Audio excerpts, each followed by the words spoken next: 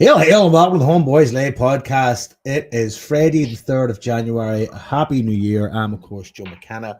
We are back. We have not been on since the 18th of December when we all kind of went into Christmas mode. Some of us are a lot busier than others. And we're all kind of discussing pre-show about, not all of us, mainly about how we're fucking just absolute slobs now. And we need to fucking do something about it. But that's part of the progress of the rest of the year. Joined as ever again by Liam Power. There he is. How you doing? You all right, Joe? I'm good. How many years? I said to you this morning. I said to you earlier on, ready for a run this morning. First run I've had in fucking years, I'd say. And it didn't go too bad. So it's fucking another one tomorrow morning, another one the day after. Progress, not perfection. See how it goes. Have a salad for dinner. Inspiring. But I'm also here drinking wine and fucking cider. So let's not get nuts about fucking the new year, new me. Jason Higgins is with us. Hail. Hail, bro. Are you good? I no bad. It's good as good as can be. We're joined by a friend of the show, a man who's enjoying a lot in Europe with Shamrock Rovers. Jason Maloney, what's happening? Jason, you good, bud? All right, lads. Yeah, Happy New Year. Yeah, Joe, I had to run myself there. I had to run to the fridge there to get a can of Guinness before the show started. Do you know what, though? I reckon that's going to be repetitive, and that's consistency we're looking for when it comes to the fitness regime, Jason, right? Just fucking back and forth. Don't let people stop you. You know what I mean? So no Marty Flynn or Scott McCrory tonight. Scott had a great idea. Here's Scott did. Scott said, hey, everybody, let's get together and get our passports, book flights, Belfast, go watch Celtic and Rangers game, Belfast, get everybody together, have a big fucking thing, get a fucking book and a room and all, we'll smash the Huns, it'll be amazing. And then everybody did that, and then we fucking went ahead and got beat 3-0. So, I mean, I put it in the chat, I said, I hope you're fucking happy now, Scott, getting everybody together for fucking a day of fucking disappointment, just to watch him get paged. So he's not with us because he's gone dark. He sent one text today to the WhatsApp going, yo, which I think might have been a typo at this point because he hasn't responded. So we're out those two. But the title of this show is The Autopsy of a Derby. I mean, we could go back and talk about all the games over Christmas, but I suppose the main point is the Rangers game. But before we get into doing that, we're going to have a refresher from Liam on the Christmas appeal, which we finished up with on December the 18th, the last show. So, Liam, you want to give us another update there? Yeah. So obviously we did the raffle on the last show, like you said.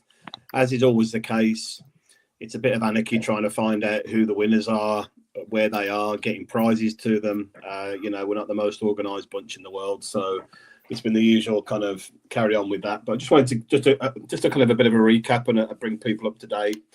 With the massive success that we've had as part of the raffle. So I did my admin housekeeping today, Joe. Thanks for all your help pre-Christmas. That was really useful for me. I've redone all the work now after Christmas, Joe. So thanks for that. Well, that's how efficient we are, Liam. We do it twice. We do it twice, mate, just to make sure. So we had 282 individual donations through the Just Giving link.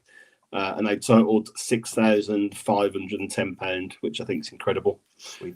Incredible generosity from all the listeners, all the people that donated. So it's a huge amount of money for us. So I just want to say a massive thank you again to everybody for that. Yep. Unfortunately, Just Giving do take just under 3% of all the donations and 35 pence for a donation. So we're expecting to get around 6,200 of that money. I've withdrew most of it now. I've got one more withdrawal to come, and then we had a £20 donated after I did the last withdrawal. So we'll lose about 300 quid of that, but still incredible for us. We had £1,700 there or thereabouts in the bank from last year's appeals. So with the money that we've got coming in, plus Dell and his amazing group also did a bonus ball for us and threw a few quid on top of that. That gave us an extra £650. So with the balance that we had and the donations, it takes us up to around £7,500. So that's, in fact, it's more than that, nearly £8,500. Sorry. So that's fantastic for us.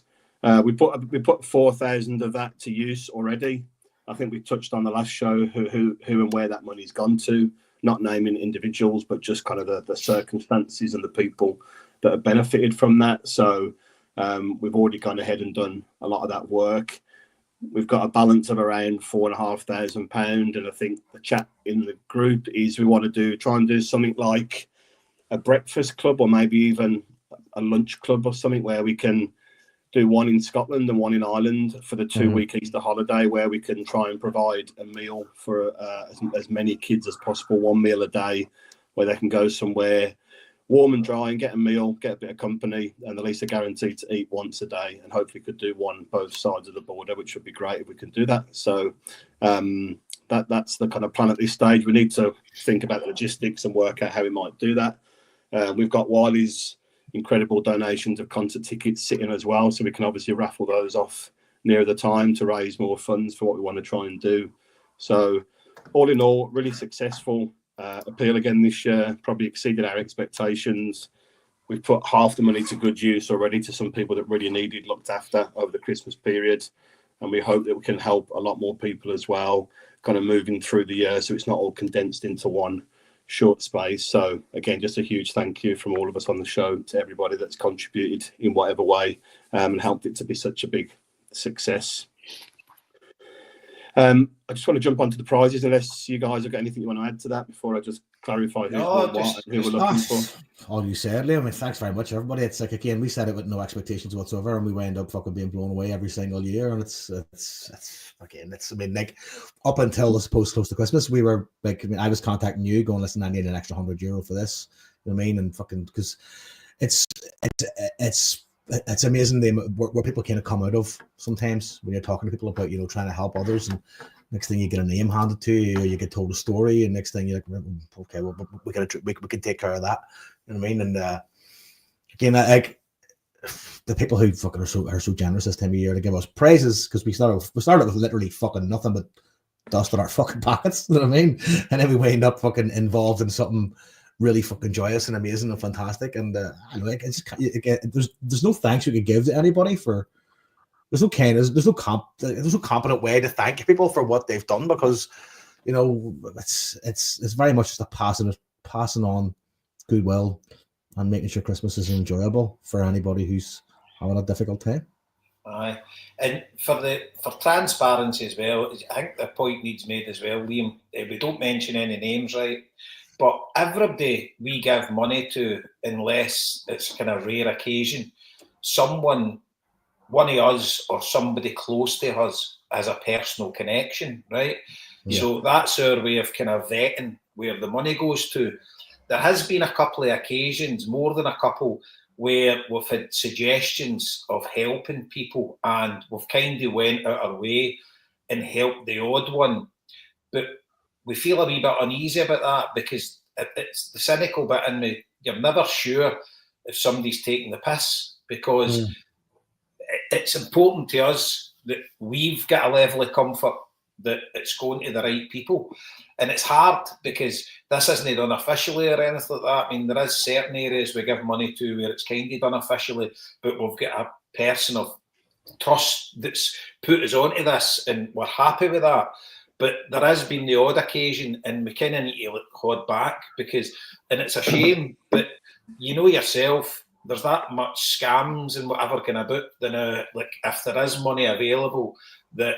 So, as I say, if anybody ever wants to reach out to us, that you know one of us personally or whatever, and we can put a name to it, as I say, the door's always open. You know, that's what it's for. But we still need to be careful. And there's been, like, kind of some occasions, as you know yourself, when there's money going about, and I mean, people will do anything for money. You know, there is scammers out there, etc. So we need to be very careful as well. And I'd say we're 99.9% sure of all the money that we've gave out has went to the right places. Aye, that's it. We do our utmost to make sure that, like, when I'm out there fucking buying the stuff, you know what I mean? So, because, like, again, I wouldn't be comfortable handing the money to people that I don't know. But then again, I'm doing work on people that I trust, who wouldn't bring me a scam. They know what we're about. You know what I mean? So yeah, no, listen, it's been an incredible experience. And again, the idea of the Breakfast Club, something we've funded before, but it's not something we've ever actually set up. But this is probably us trying to set up a couple of them. Yeah, definitely. So good, great stuff. Thanks, guys. So just to go through the prizes, just we are missing a few people. So just the last shout out, or they'll just go back in the pot as we've done many times before. So Joe, you got the board, and you're going to try and get that across through one of the buses to me in the next few weeks. Yes. And that's been won by Paul Malloy, the mod father from McCulls. So I'll hand that to him personally and get that to him, no problem. The 2 tickets for the McStay suite, Jason, that's won by Scott Laird. Scott has been given Eric's details, so those two are in conversation about which game that's going to be. The 2 cuffies, one's going to Dell and one's going to Eddie Comroy, and Marty's got the details for both of those people to get the addresses to get them sent across. The Celtic frame print was won by Tom McGurn. I've not heard from Tom. I did find him in the Facebook group, so I have messaged him on Facebook today. So we'll see if he comes back. It's a pretty unique name, so I'm sure it'll be the right person, but we'll double check that as well. And then we've got the Maradona frame print won by Ryan McClory, who I've not been able to find just yet. So Ryan, if you're listening or you're out there or somebody knows you, give us a shout. We'll get you sorted. The 2 Club Celtic Lounge tickets for the game on Sunday, that's been won by Paul Flanagan. He's down in Newcastle, travels up regularly for games. Spoke to Paul a few times. I'm going to meet him on Sunday morning, give him the tickets, and him and his boy are going to go and enjoy the day in Club Celtic for the game. Joe, your 2 tickets was won by J-Boy over in Belfast, and he's going to come over for the Hearts game at the end of March. So we've got his details for that. The Bushmills whiskey was won by Mark Nugent, who's just reassigned them. So I'll just give that away to someone, anybody. That's kind of been coming around backwards and forwards. So Mark's won stuff last year and redonated it as well. So thanks, Mark, for that. Yeah. The Kano match ticket voucher was won by Sean, which I think he's donated them to Marty, or whether that was a joke or not, I'm not too sure. But I'm sure Sean will make sure they go to a good home anyway, whether it's Marty or somebody else. The signed John Higgins snooker cue was won by a good friend of ours who wants to remain nameless on the show. Was it one, or was it like, betrothed? Well, one of his tickets won it, and he donated very generously, as he always does. He wants to stay undercover, but he's a big, handsome bastard in section 205, so he won't be hard. He won't be hard to find. The Celtic tour was won by James Smith. I found him today, so he's down south. I think he's in Newcastle as well. He said he probably won't get up for it, but he's going to maybe give it to one of his pals to take his family. So I'm waiting for some details from him. That's a David McLaughlin tour. Just sorry, Liam's interject. If anybody listens to Restless Native podcast and Martin Compton, Big Davey got his letter read out there the other week. You want to go and check it out? Tells a great story. Good. Okay, good. We'll have a listen to that. The Club 67 lounge ticket for use at 2 games was won by someone called Gabain Seld, who's down south. He's a full-time carer, so can't make it up for the game, or games. So we've said if they're in a position to come up at a future point, get in touch with us, and we'll try and get them sorted out for another game. So that prize has kind of gone back into the pot, or a pot. £50 food and drinks voucher from Siobhan and Dave at the Admiral. That was won by Rory Crawford. I've spoke to him. He's coming over for the Young Boys game in January, so we'll get him to make contact there and use that on that occasion. The tequila and the German beers were won by Cologne Selt, good friend of ours. He was over for Boxing Day, but logistically it just didn't work out to get him to the prize. So we'll get that organised for the next time he comes across. Come on, Ross, you'll enjoy the German beers. Yeah, exactly. That's what he said. He was thrilled. 3 IPT subs. So Stephen Cannon won 1. I've got him set up and running, so that's all fine. And there's 2 others, David McBride and Tim Tooth. So I've not heard or found either of these guys. So again, if you're out there or anyone knows them, get us in touch. Mark McDonald won the men's Ray-Bans, and I've met Mark and handed those glasses over to him. And Jim Hedder won the ladies' sunglasses, and I've handed them to him as well. I meant to mention this on the last show, but Sean from the Optical Factory up in East Kilbride, who donated these prizes, I went up and picked them up off him, and never met him before. And what an incredible guy, and what an incredible character. So he's got a fantastic setup up there. If you're looking for glasses, get yourself up there and have a look about. But we got into conversation, just general stuff. He's listened to the show forever. your solo one is his favourite show by far, Joe. He said. Do you know what? I'm glad I found somebody that appreciated the effort. You know what I mean? He loved there wasn't many fans, but I mean, at least people fucking like, listen, we wouldn't be here if it wasn't for that bridge.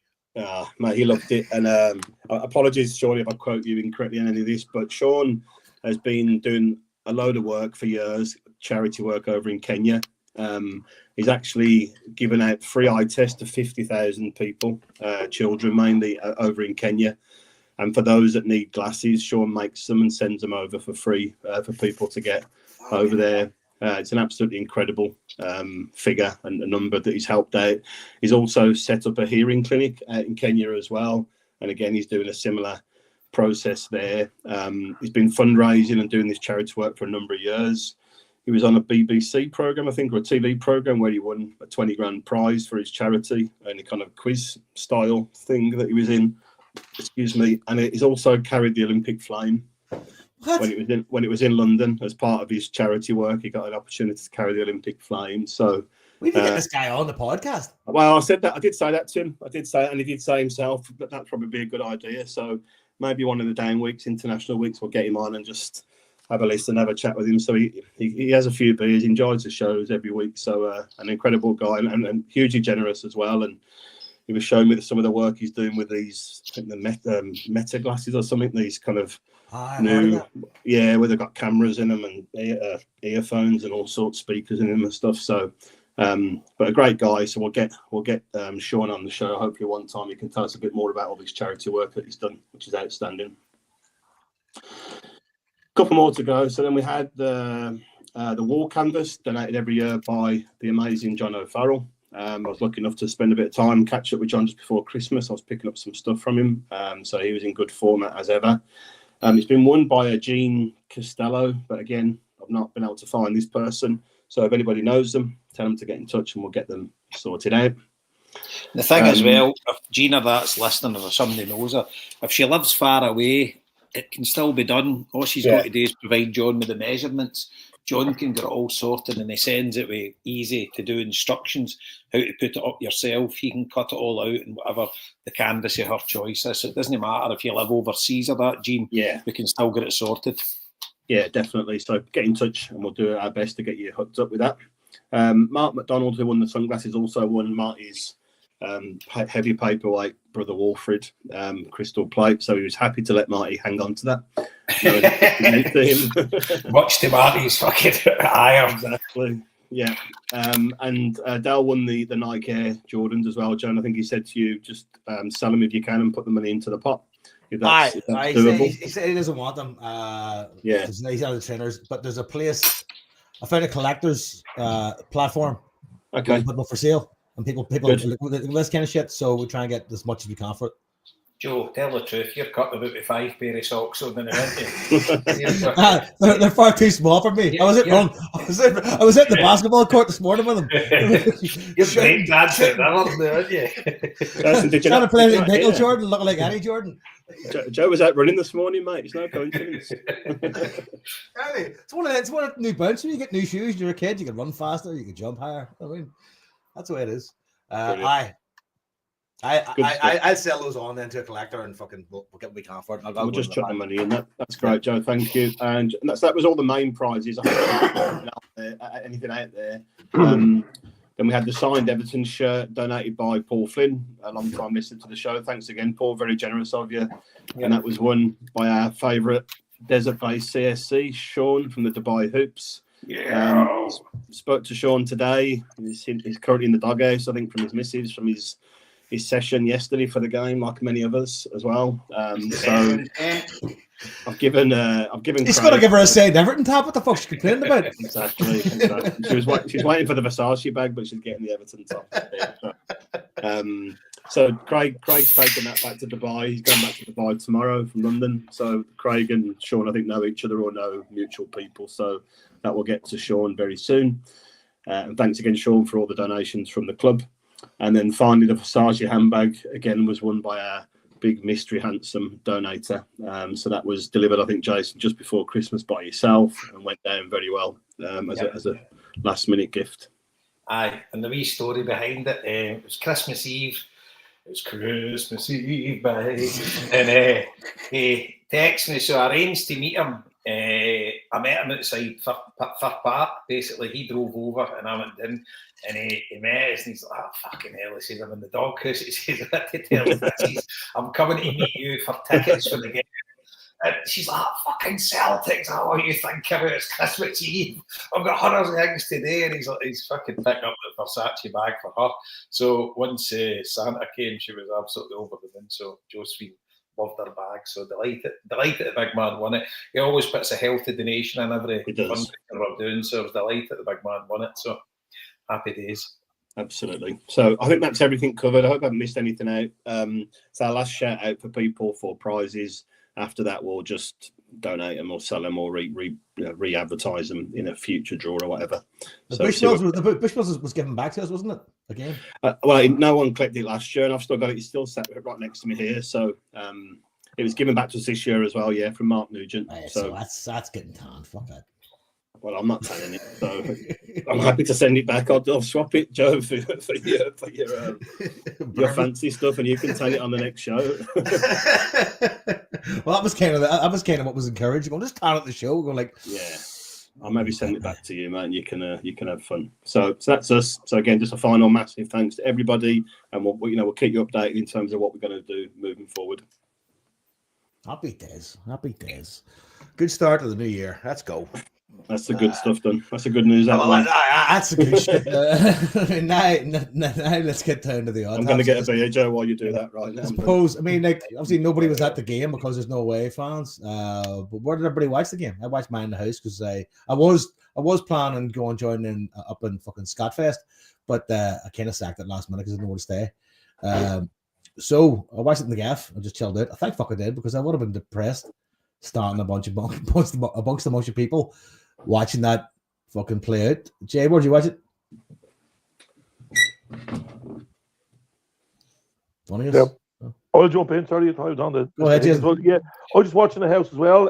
Joe, I was working from home from till 4:30, so I just watched it. Like I kind of, had it on from 3 onwards, and I planned to go out afterwards. Like yourself, there was a gig on in Clondalk, and there was another one somewhere else where there was bands on afterwards. But after that kind of shit we had to watch yesterday, you had to, pick yourself up to go out and watch it, to go out after. And a few beers after the game, just in the house, from 4:30 onwards. But Jesus, it was dreadful, wasn't it? Really, really dreadful. Yeah, I had one of them post-match. The whistle goes, you turn the TV off, and you go, right, I need to find something to occupy my mind for the next hour and a half.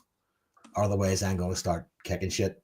Right? So I started doing all the cardboard in the house, made an omelette. I was running around just fucking trying to find tasks just to not think about it, because I was kind of sitting there shocked at the very end of it, going like, what the fuck just happened there? I mean, because I said it then in the chat, the lads going like, if you'd gone out there and given them a game and lost 3-0, you'd be probably more pissed off. Yeah. Right? But it's just that to watch that and go like, what the fuck is this?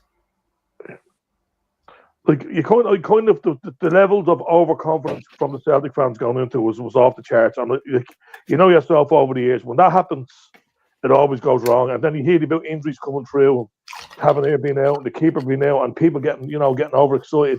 All over. It generally doesn't work. You never go and hammer a team when that happens. You know what I mean? It's not that we put up any kind of show whatsoever. Like we didn't win a tackle all day. We were second to every ball. We gave the ball away at every hand's turn. And Carter Vickers, the only one that turned up. It was absolutely shocking. A lot of the players looked like they were shouting themselves to lose, which meant they were giving the ball away, and they fucking still lost. It just didn't seem to be any kind of presence of effort. It was like the League Cup final all over again. The first half hour, they came out, they set up their stall, they pressed us high. And we didn't recover. Like in the League Cup final, we made a change to half-time. We kind of came better, and we got the goal early. But I don't think, even if Kyogo's goal had been allowed yesterday, I still think they would have just gone on and beat us 3-1 anyway. I think we're that far off it. We just their two full backs must have the easiest day of their lives. You know what I mean? Like we're all over the pitch. We never got the ball. I know Maeda and Kuhn like to turn in on their natural foot, but not once did they try and get outside them. We just had nothing all over the pitch.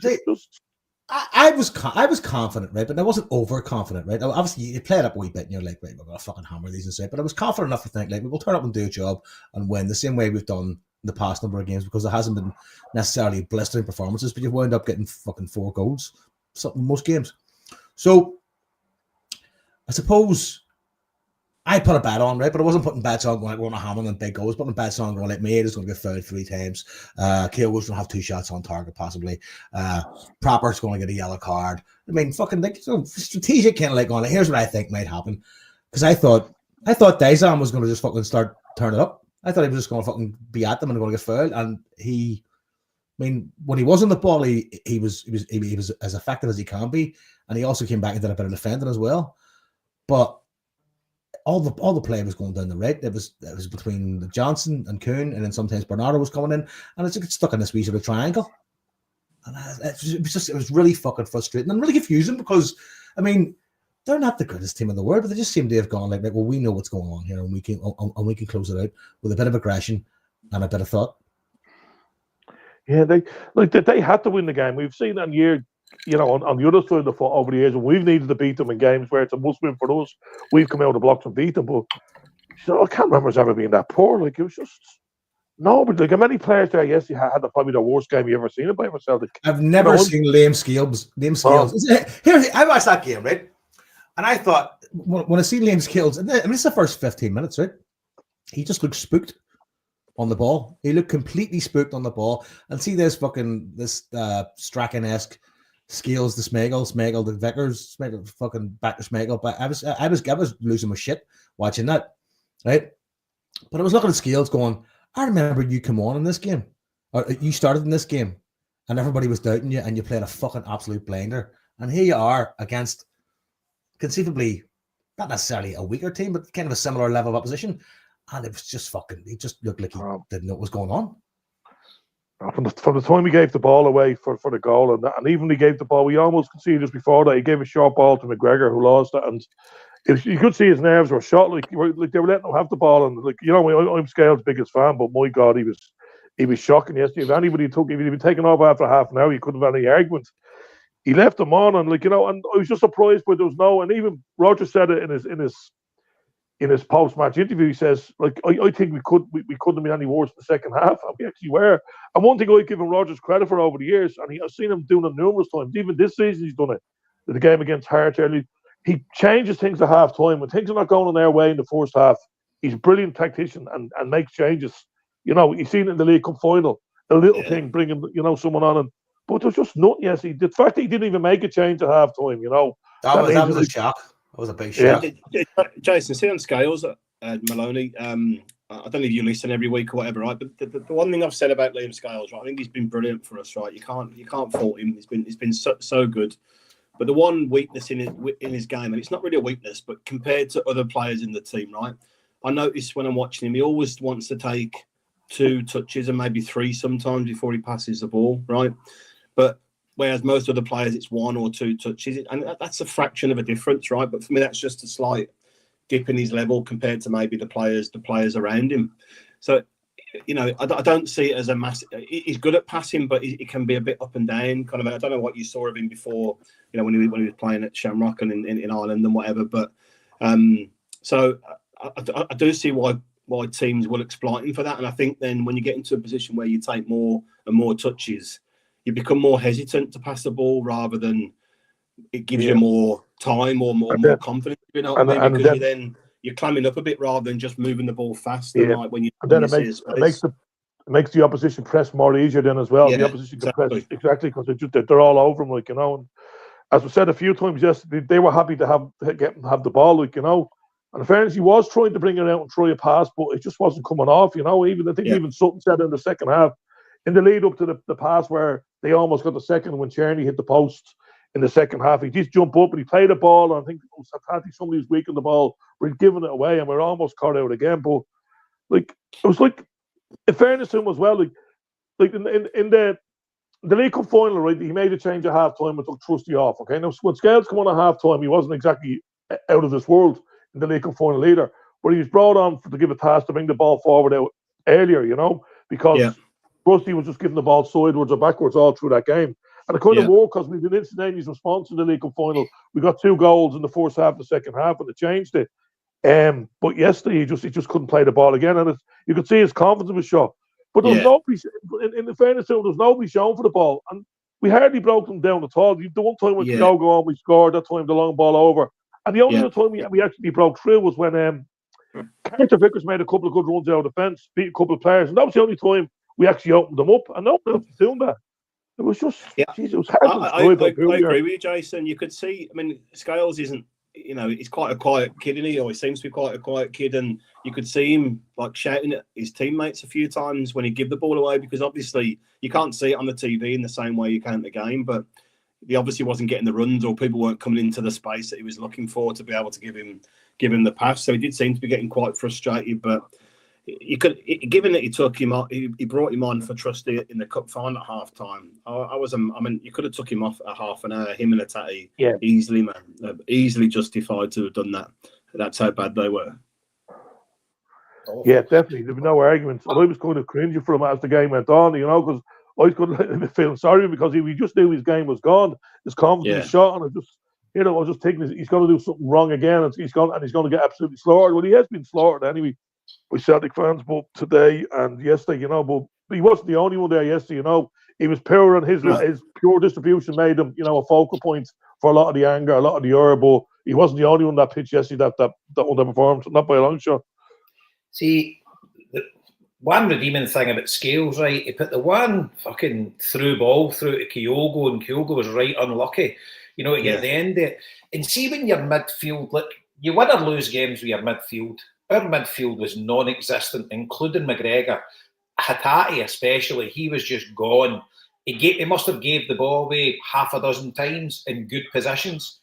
And they were just like headless chickens. They had no shape to them whatsoever. Bernardo was trying his best, trying to go down the right and link up, but they were leaving gaps. And as soon as they get the ball, they played the ball in the middle, and there was nobody closing them down. When we had the ball, they were all running us like flies running shite. And the effort that they put in was fucking unbelievable compared to the effort that we put in. It was fucking shocking.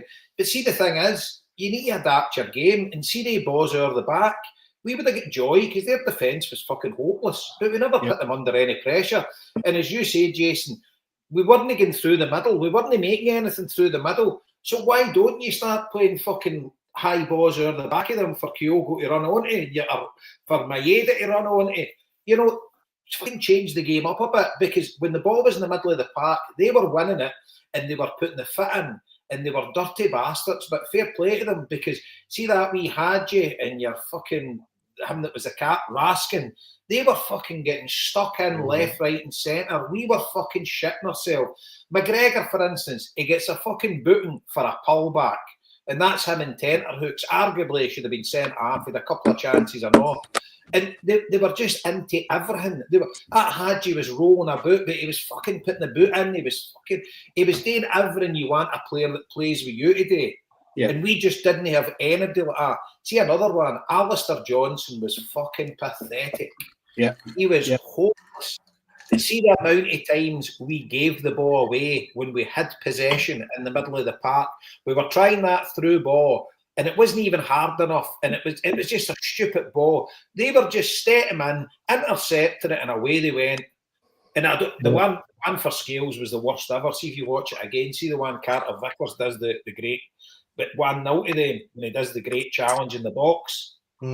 See Scales there. Oh Jesus Christ, man! You wouldn't want to watch that back again. He's actually came for like fucking a quarter of the way in our half, and he's fucking tracked the ball back. He didn't know inside and out. He didn't know where he was. And Carter Vickers got in and made the fucking challenge. But Carter Vickers is the only one that can leave that game with his head half held high.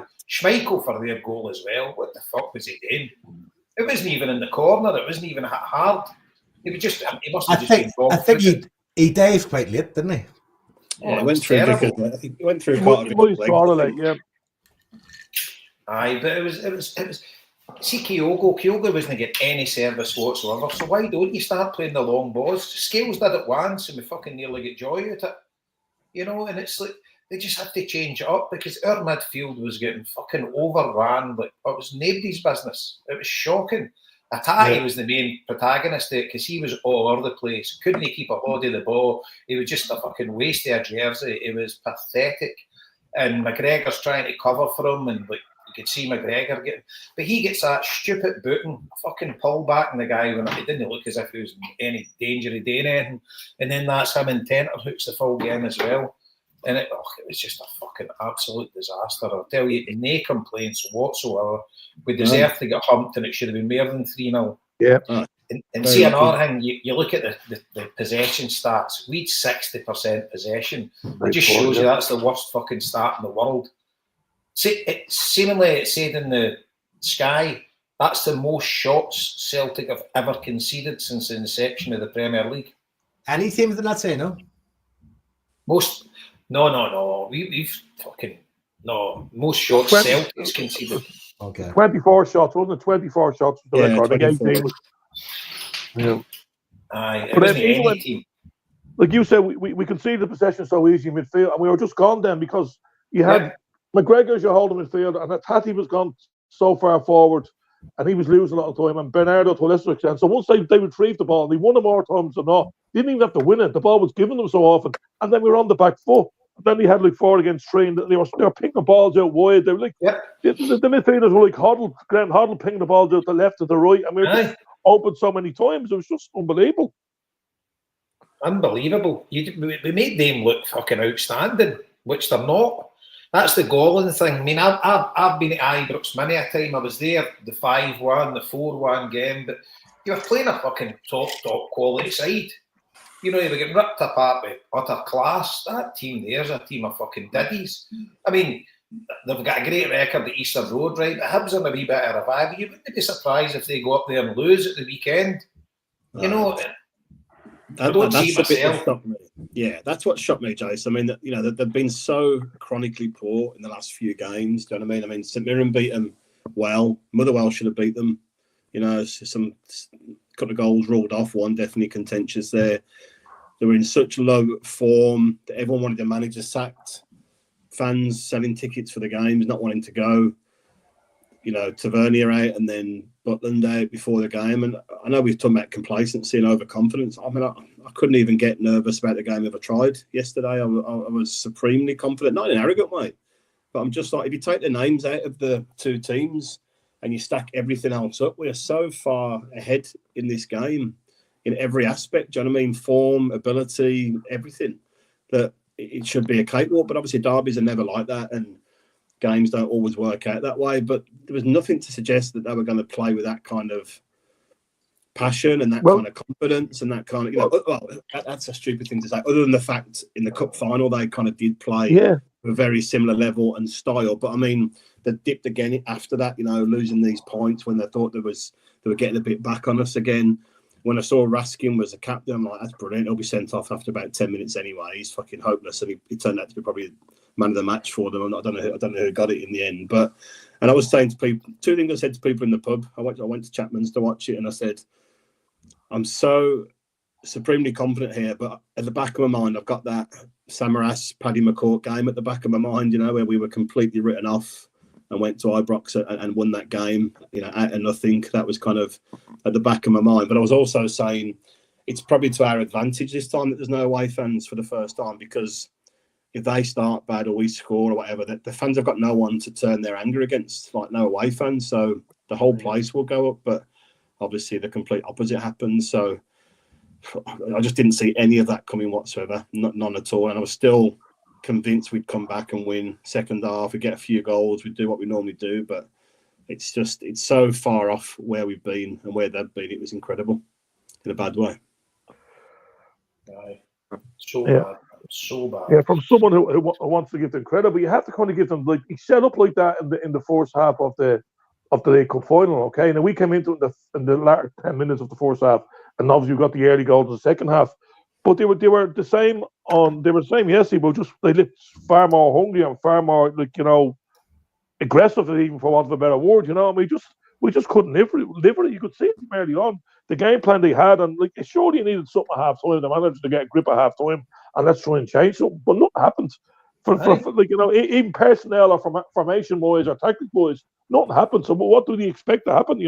the way they ran overs in the first half. Yeah, I think. Yeah, go on, Jason. Sorry. No, you go, mate. Just going to say, I mean, for Hatate to play 75 minutes of that game, especially after Engels had shown a bit of form in the last 2 games as well, was again, it was incredible. And like, you got to hang the manager up for that one, like big time. And Scales, I could only think Trusty's maybe carrying a knock, or he's not fully fit as well for Scales to go the whole way through. Well, but I'm going to take blame for it, 100%. I mean, there's no 2 ways about it. I mean, he takes Greg Taylor, arguably was one of our better players, and he takes him off for Vi. All right, Vi's a decent player, right? So I'm no upset about that. He takes Bernardo off. I mean, you're looking at the 3 midfielders. Bernardo was the best out of the 3 of them. You know, and he changes him for Luke McCowan, and you're like, what the fuck? And obviously brings Kyogo off for Ida. You can understand, again, you obviously Ida a bit more about him and, you know, rustled him up a bit, and I can understand that, right? That's fine, but fucking hell, it's like Liam Scales is still in the park, Hatate's still in the park at that point. And you're like, fucking hell. But you know, he's done that with Hatate. See if you go back and look, I've noticed this the last 2 months. Hatate's playing loads more 90-minute games this year than he ever has for Celtic. He's always been a 60-minute player, a bit like Kyogo was under Ange, but Rodgers is letting him play out these games. And go back to Aberdeen. Obviously, you're at the game. I was watching on TV. I was screaming at the TV for him to get hooked. He was so fucking atrocious in that game. But then he comes up, obviously, with the winner. And you're like, right, fucking pipe down. But but Bernardo's been coming off first all the times that he started. But for me, he's been probably the best midfielder form the last 4, 6, 8 games that we've played. Yeah. Bernardo's got a lot more aggression about him, though, especially yesterday. I mean, he was one of the aggressors, trying to get stuck in and trying to get involved and trying to win the ball. I mean, Hatate was just fucking. The ball may as well have been bouncing off him. I know, but the thing is, when you look at Brendan Rodgers' justification for taking Trusty off in the League Cup final and putting Scales on, it was at half time as well, wasn't it? Yeah, done that at half time. I mean, how does the opposite not work? You know, surely the way Scales is playing, you need to bring Trusty on. I mean, fucking, you paid £6 million for the guy. Here's the thing, though. Like, at what point did you start looking around you, going like, see this fucking playing it in the back continuously, and these passes back to Schmeichel and fucking Scales, and then have McGregor come in and take the ball, and then it kind of going nowhere. That was going on up until about the 80th minute. I know. And we're getting like, sitting there going like, what the fuck? This should have been fucking. This should have been done. This should have been fucking closed out and fucking completely scrapped as an idea at half time at the very fucking latest. We came back and did the exact same thing, and you're sitting there going like, and then knowing the fucking Scales' confidence was shot, you're sitting there, after the ball comes to him, you're having the Bobo Balde jitters, going like, this kid ought to go fucking pear-shaped any second here. But it's like, I mean, fucking over dramatising things, but big fucking daft Phil. In the last 2 games, he kind of has got the beating of Rodgers now. You know, it's all right looking in history, and Rodgers got a great record against them, but looking at that show, I've no doubt by the time we play them at Celtic Park again, this will all be forgot about, and we'll be brimming with confidence, and we'll pump them. And I've got every faith that Rodgers will make the tweaks, but he can't set up Celtic to play against them that way again with that kind of personnel. It just can't. They know how to beat us. Well, Jason, what I'd say is though, we said the cup final was the worst we've played up to that point this season. Obviously, we've massively eclipsed that now. I still do believe if we play anywhere near our best form, even if they play the same way with the same tactics, we would beat them comfortably.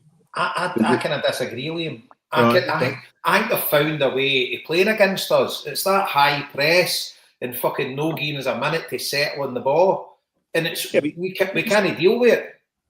Yeah, we've got the players with the talent to deal with it. We're just not been decisive enough, or confident enough, or fast enough. I don't think we've got the ability to deal with it. That was my thought process as well. We just need to play well, and we'll beat them. And we were absolutely hopeless. But I think you've got to look at the reason why we were hopeless is they didn't give us any time in the ball. They were overrunning us at every turn. Right, okay, if Hatate was playing better, but he didn't. And the manager didn't do anything about it. We've got 3 in the midfield with only one of them that's a defensive midfielder, right? They're coming at us like a train. They're sticking the boot in, they're doing everything, and every one of them's fucking G'd up for it. And we've just got nothing. Maeda fucking has done nothing. You know, a couple of good blocks he done, but tracking back. But he hardly even got on the ball. And every time he got on the ball, they were doing him. They were doubling up, doing the right wing as well. Their left back, who was fucking a stand-in left back, he was putting the boot in as well. Fucking done that fucking arm smash on Engels. Bernard Kuhn. And I don't think it was a sending off, to be honest with you. I think it was a yellow card that obviously burst his nose and whatever, but I don't know. I don't think he meant it. But they were saying in Celtic TV he should have went to VAR, which I don't disagree with. Whether it did or no, I'm not sure.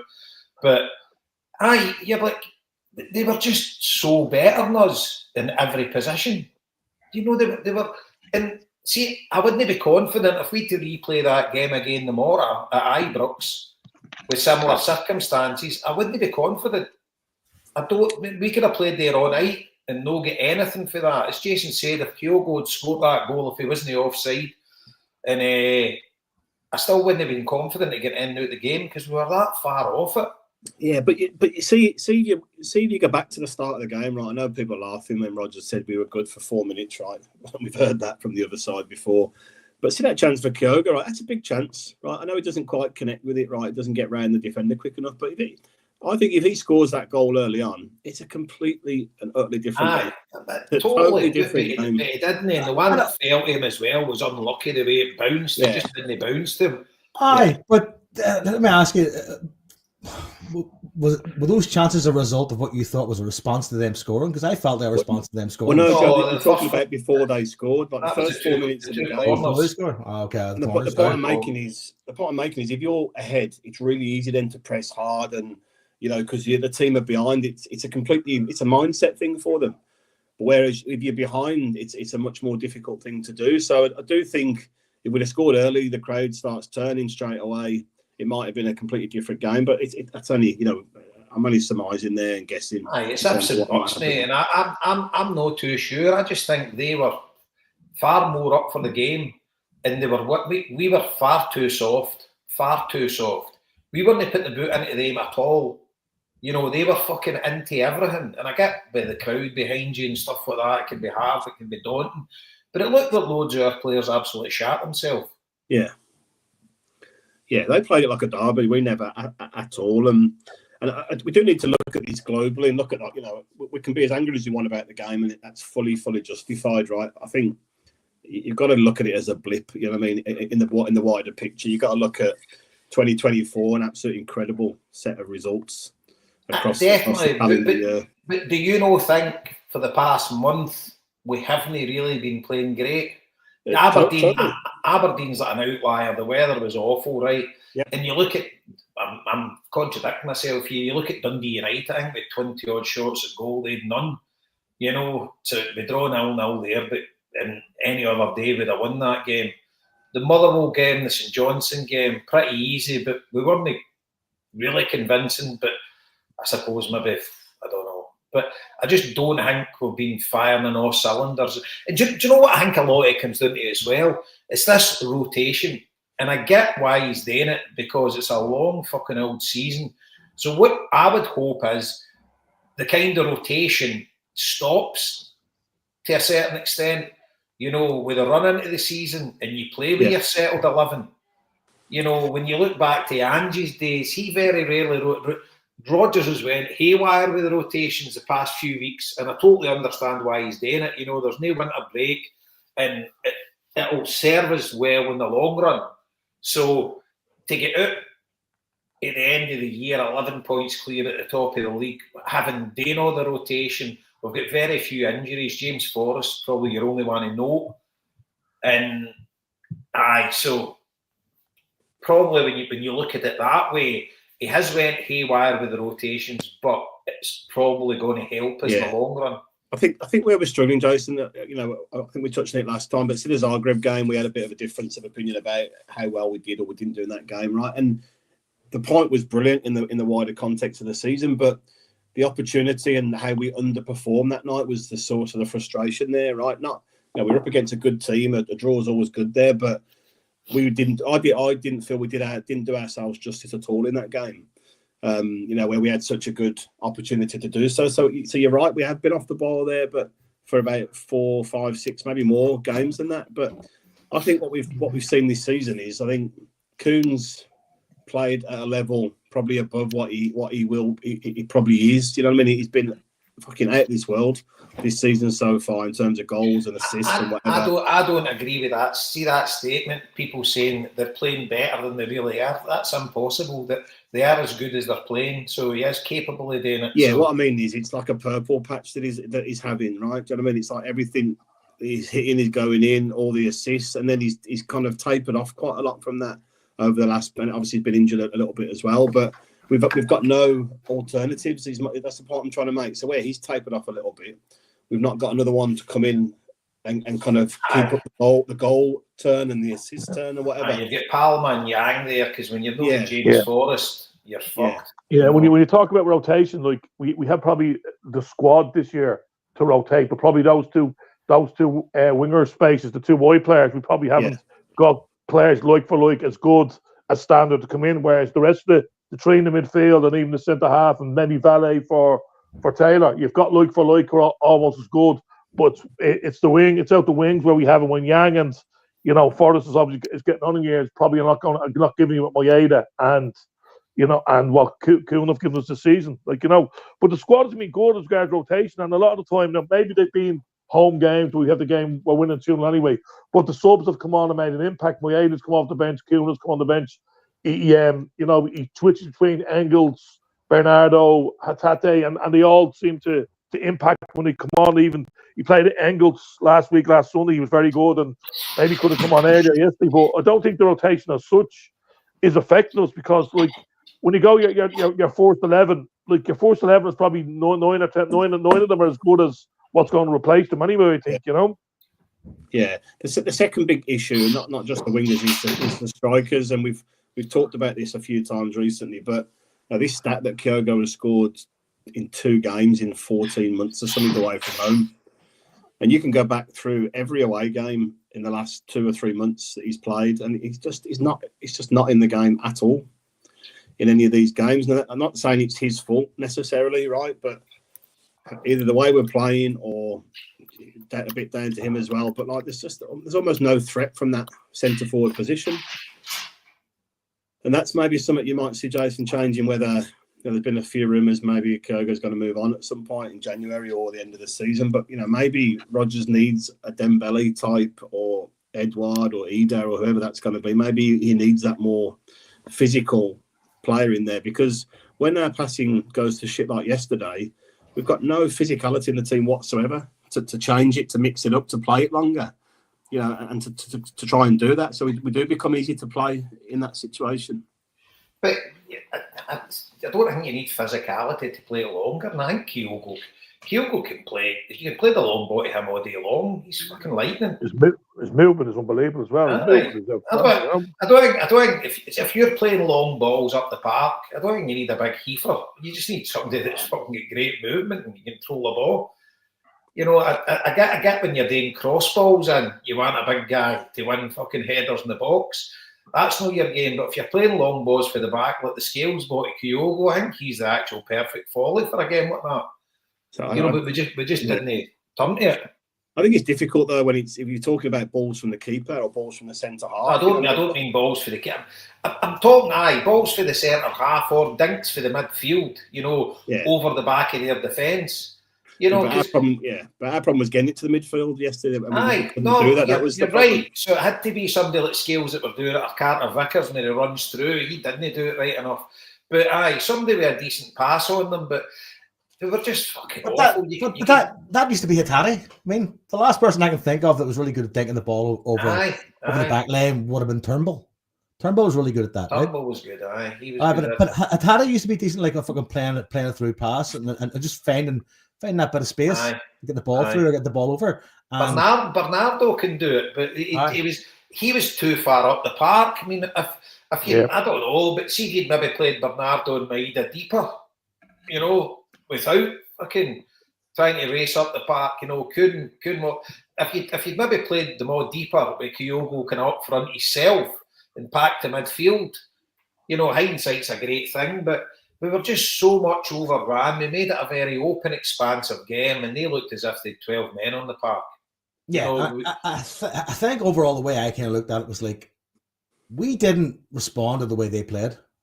We just see that it's that idea of Rodgers going like, "What's about us coming here, playing our game, expressing ourselves, and enforcing our game." That didn't work. They came with a different. Well, they didn't come with a different attitude. They came with the same attitude from the cup final, but just with a bit more fucking dig in it, right? And we did not. It just seemed like we didn't respond. It was like, right, regroup, go back, start back again, and then play through. And it was consistently going fucking nowhere. And at one point, I was like, "Has Strachan taken over for a surprise fucking derby? Because this is looking like Strachan." I mean, that's side-to-side football for a while. So what to say it's going to change in March? I still think we're going to be at least this amount of points, even more clear. We played on March the 15th. Like, I think we'll be more clear in a fortnight's time. More points clear in 11. But like, what's to say they don't set up the exact same way on March the 15th at Celtic Park, and what we're going to do to counteract it? I know. I mean, when you kind of put it like that, though, Jason, like, why the fuck are we complaining? I mean, we're 11 points clear. Oh, no, exactly. Yeah, no, we will be. Yeah, and I think we'll keep that. But we could get them in the cup final, and they could deny us the treble by playing the same way again. You get me point. We need to. Obviously, we're going to keep it at this is the points. But it was so frustrating yesterday how far off we were, and just. I was a shock. I was a complete shock. I was stunned, going like, "What?" I didn't recognize the team that was playing. Aye. It was just fucking awful. But as I say, we just need to put it down to a bad day in the office. And at the end of the day, Rodgers has earned all our trust and all our respect since he's come back, and he's produced some amazing performances. The team's been an absolute joy to watch, and I'm sure he'll get it right. And he'll have learned a hell of a lot. And you never know, maybe Brendy's worked his magic to get a fucking bumper kitty for the January transfer window. maybe he's sent the team out deliberately. He's now out to McDermott and say, "Look, tell me it wasn't as good. We fucking need to strengthen this." You think that could be it? He's kept Clement in a job as well for a few weeks longer anyway. I know. Because let's face it, they don't know what to stick or twist with him now. Because he pulls them in every now and then with the European performances and the cup final performance, then that. And then can you imagine they go to Easter Road and get fucked? Listen, that's their end of season DVD highlight sorted.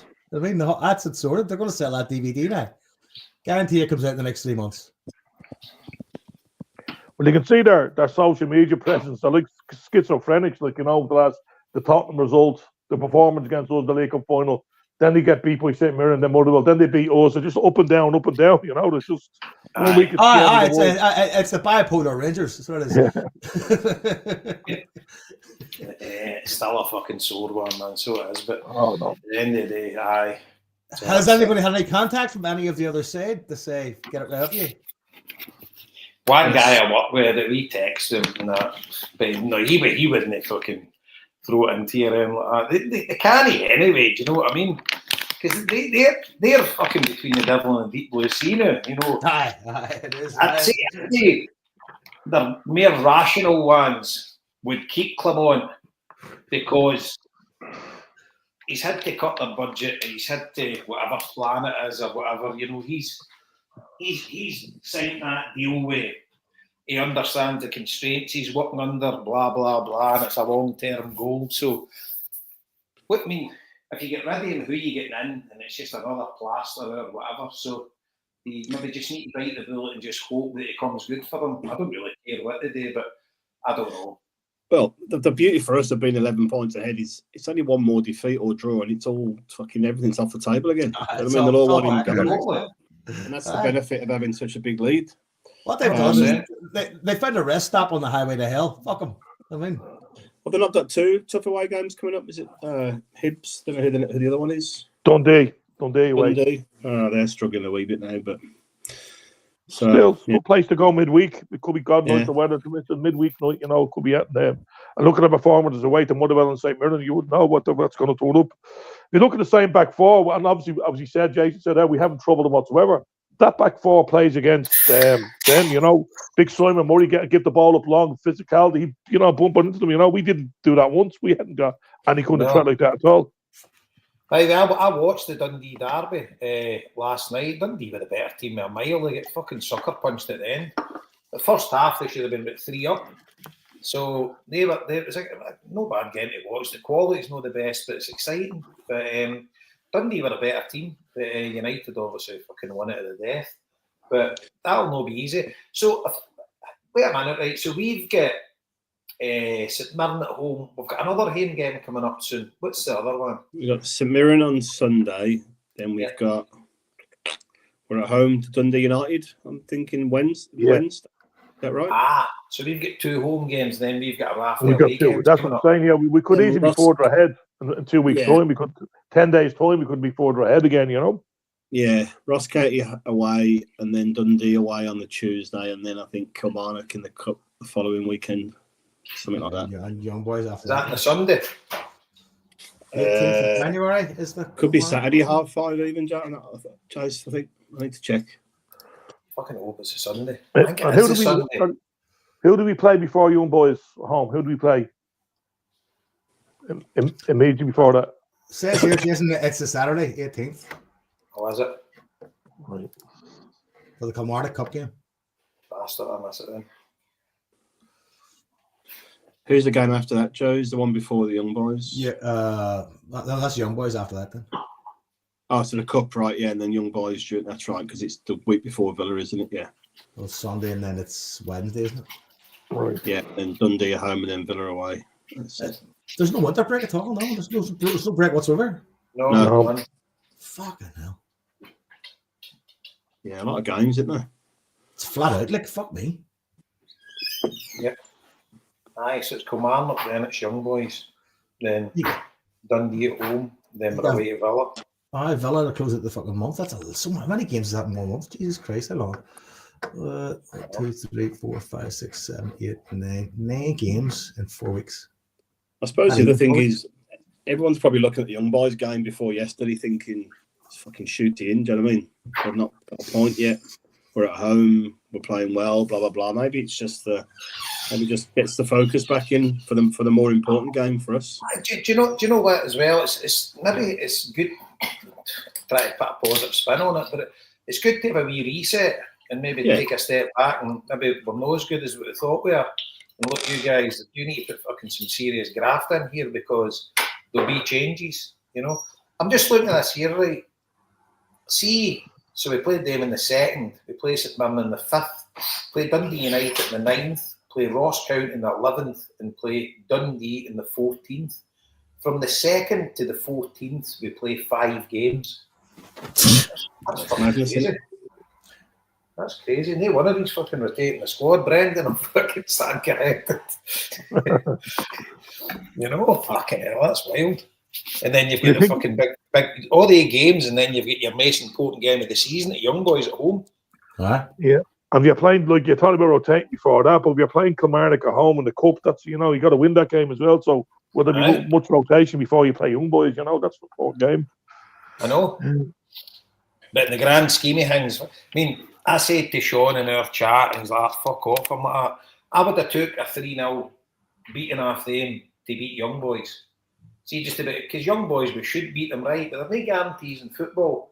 But that is our most important game of the season. Yeah, it's absolutely massive for us. You know, losing the game at Ibrox, it's fucking saying it hurts you and it's a fucking killer. And they bastards are putting fireworks off after the game and like, for fuck's sake, man. Oh. Did you know what it just took me back to COVID times, sitting in the house watching it. It just fucking be locked in here, you know. Did you see? I was in a chat and somebody put up the lineup from the fucking game at Ibrox during COVID. It's like Celtic, and I was like, fuck me, remember that? It wasn't that long ago. Aye, so fucking hell, but aye. I mean, if we win the 5 games, 4 league games, the cup game, fucking happy days. They're no winning the next 5 games. No. Well, 5 of those 9 games we have in January are at home. No, maybe in January, but no, the 5 in the 12 days. 3 away. No. 3 away. There's 2 at home, but I'm saying over across the January, there's out of the 9 games that is in January, there's 5 of them home. Aye, well, right enough. We played fucking Motherwell on St Stephen's Day, and then we played St Johnstone there. So we've had we've had a lot of home games as well. Yeah. You know, we'd 6 out of 8 in the league at home, and they go 8 away. You know what I mean? So that was the thing, something like that. So putting a wee bit of a positive spin on it, Jace, you were over. I had the pleasure of hosting you and your young nephew Charlie for the St Johnstone game. Let the troops hear about your trip out to Glasgow with the wee man. I thought the wee man was 11. You told me earlier on he's 9. Fucking wee man's an encyclopedia about football, isn't it? Aye. Oh, they're all like that now. They're playing FIFA and getting matches. Yeah. So I brought him over. I had him over the Huns game in August. We won 3-0. Obviously, that was a great one to step him off. So I thought, now it's going to be an anticlimax after this. So I just said it to you because the fact that I had him early on doors in Glasgow as a chance to get in and get a drink in the bar, beforehand, because it's not many pubs around that I'll let the kid in, So fair play, Jay. You came across with the club Celtic tickets. Well, we come over on the Saturday, flew over the Saturday, and I just told him that we're going to the stadium. We're staying out in the Holiday Inn on Riverside, so not too far away from Parkhead, not too far away from Grayson. So I told him we had to go up at 6 o'clock. We only get in about 5 o'clock, so we have to go up at 6 to collect our tickets at the stadium. But I was bringing him to the tour of the stadium, and I hadn't told him. So I brought him up, so we're only collecting tickets, and he was delighted. He was buzzing, so we brought him in for the tour of the stadium.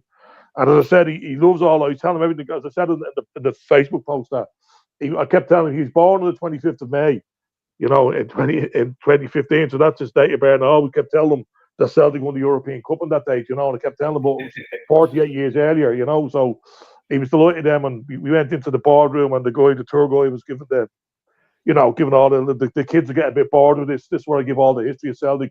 The kids only want to go out to the dressing room and see the stadium, etc. But he was just totally engrossed, man, telling about all the trophies he won. Talking about Willie Maley and Billy McNeil and Jock Stein, and he was just totally engrossed by it all. He was loving it all. So yeah, so it was a great night before that. Met Jerry afterwards. Jerry Berry was actually he was out of a sick bed. Jerry was actually doing the tour before us, so we just met Jerry after. So didn't get a chance for a point. The bar was closed. He just gave us a lift back to the hotel. So we're up early on Sunday morning. Met yourself and Mick McGuinness before the game, and his kid, and brought him in. He was just delighted, unbelievable. As I said, it was going to be hard to match the experience of beating Rangers 3-0 for his first game, but it was all that and more, And the little thing he was really buzzing about was the padded seats, because on the tour of the stadium, we'd sat in the director's box, and he was sitting in the padded seats, and that's what he's all talking about. Look at the padded seats. And then when I let him go out ahead of me, we were just finishing our point before the start of the game. Just go on out and go up to your seat. And he just couldn't believe it. We're in the padded seats. He went, he's sitting a big smile in his face. He called me, we're in the padded seats. He couldn't believe it. Fantastic. I love that. I love how kids are amazed by that kind of stuff. Going like, we've made it, Jason. and obviously the seats are top class as well. On the previous game, I was in the Jock Stein Upper, and even the Jock Stein Upper, you're almost as far away from the Green Brigade as you can be. But he was still looking down at them during that game, and then he was delighted he was so close to them, the other night, and we could look down and, watching all the songs. He's just fascinated by them. So brilliant experience, Great day all round. And just have to thank you again, Jason. Brilliant for looking after us. It was a pleasure, mate. It was brilliant. And then you missed out my favourite bit was he was talking about. I says, well, the next time you go, we'll get you in with the Green Brigade. Do you want to get in with them? I says, my mate's got tickets in there and get you in at half time. No, I'm all right here. He says, but I says, look, I can get you in. And you say to him, you better in the away game than you can get in about them at the away game. He says, right, get an away game. I says, yeah, I'll get you a ticket for Motherwell Park if you want. I says, if you want to go to that. So he hadn't said that. Next thing he's on his phone, he's just like that to his Uncle Jason. 2nd of February. He's worked out when the Motherwell game. I'll just a throwaway remark to you, Jay. I'll get you the Motherwell some stage. He went straight away. Yeah, it's 2nd of February. That's 3 weeks away. That'll do. Get the flames, big lad. Motherfucker, pronto. Vamonos. Let's go. Brilliant, man. He was, by the way, 9-year-old, and you could have a conversation with him about the game. That's it. He's unbelievable. He's pretty shy for 9-year-old. If you taught him about football or anything, even you were talking about I couldn't believe it. You were talking about the attendances before the game in the English Championship, and he mentioned the 2nd division. You were saying, the 2nd division in Germany has big crowds. He went, yeah, Schalke are in the 2nd division, aren't they? I know, it's fucking mad. Because do you know what we're talking about, right? Fucking graph, HomeBhoys tangent here, right? This was news to me. I'm a bit of a fit anorak. And Jay says as well, right? So I was saying, when I mentioned it to Jace, Mick and I laughed at me. How the fuck's he going to know that? I says, well, I thought he would know this. But did you know, see in the 50s in England, do you know one of the biggest teams in London were? And it's one of the biggest stadiums. It's probably behind Arsenal and Spurs. You obviously don't know. I have a wild guess. Go. Crystal Palace. No. Not far away. Not far away. Have a go, Liam. Fulham. Charlton.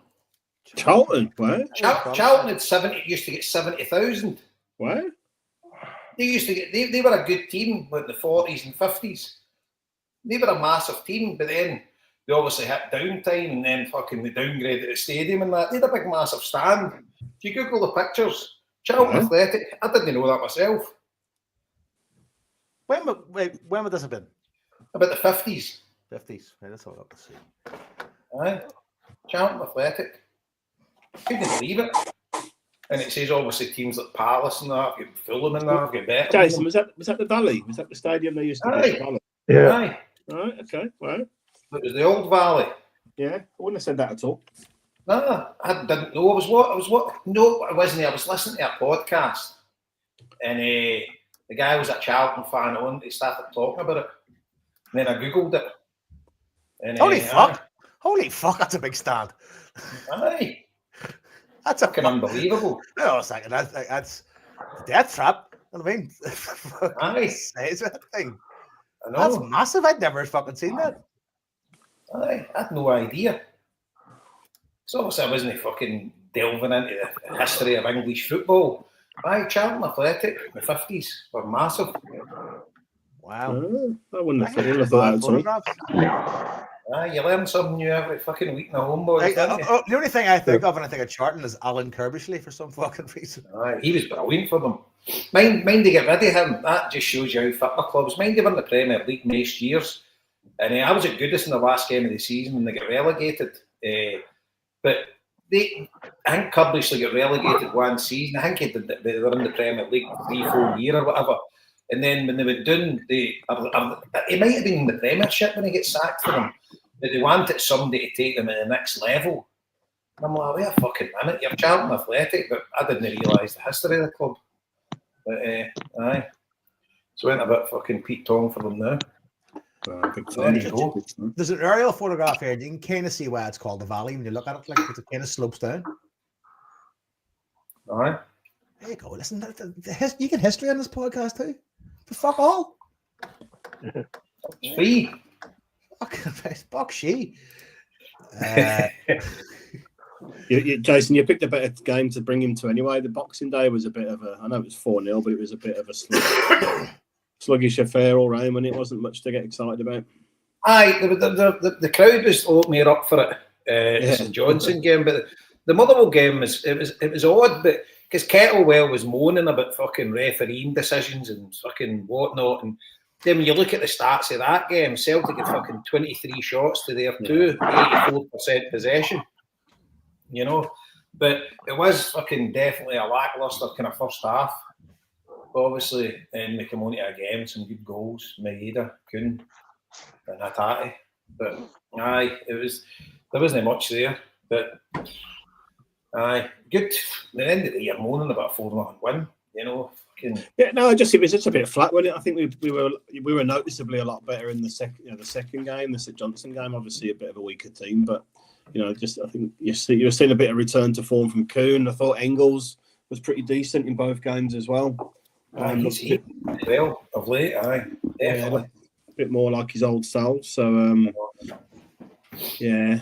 It's a bit. What do you think? What do you think he'll do team wise for Sunday then? Much change coming in? I think so. I'd expect to see Trusty back. Yeah, I so. Yeah. I would think so.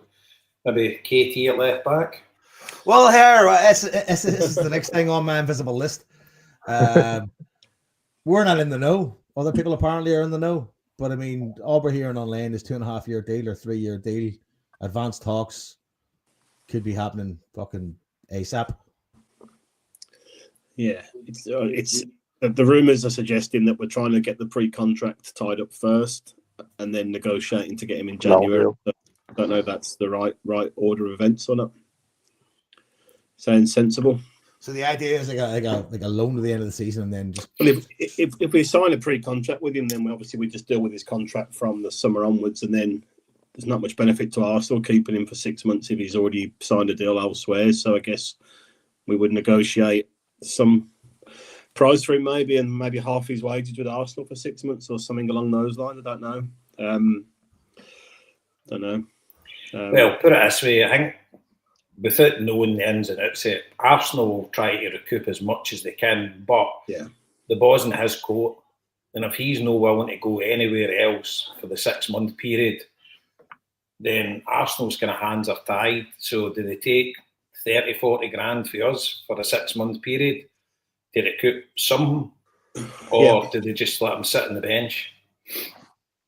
I guess, again, not knowing anything about it, I guess from his perspective, if he stays in his current contract for 6 months, it's a lot more wage-wise before he moves into this new deal with whatever that is with Celtic. So makes sense from his perspective, or do they just kind of try and come to an agreement and buy him, essentially? Rip the contract up, and then sign for us in January, who knows? Magoo, he doesn't, I don't think he knows much, but the rule in our group chat with Magoo is you don't ever open up any videos that he posts. Nothing. Correct. Right. So fucking or Tesco discount codes on Christmas. Anything that he posts that isn't just a chat, you just fucking ignore it. But he stuck a post on this morning to our chat, and then Sean's like, is that a subtle hint? I hadn't even looked at it. I just obviously just scrolled by it. But it was from Les Miserables in concert, and it says, "Bring him home." So I think it's fucking, surely it must be fucking a done deal. Listen, I'm not downplaying Magoo's importance, but when Fabrizio is messaging out today, saying it's nearly there, then that's what I replied with.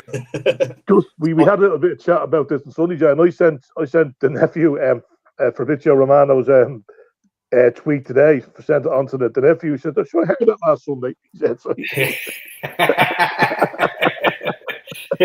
That was 5 fights again. It's in the loose top.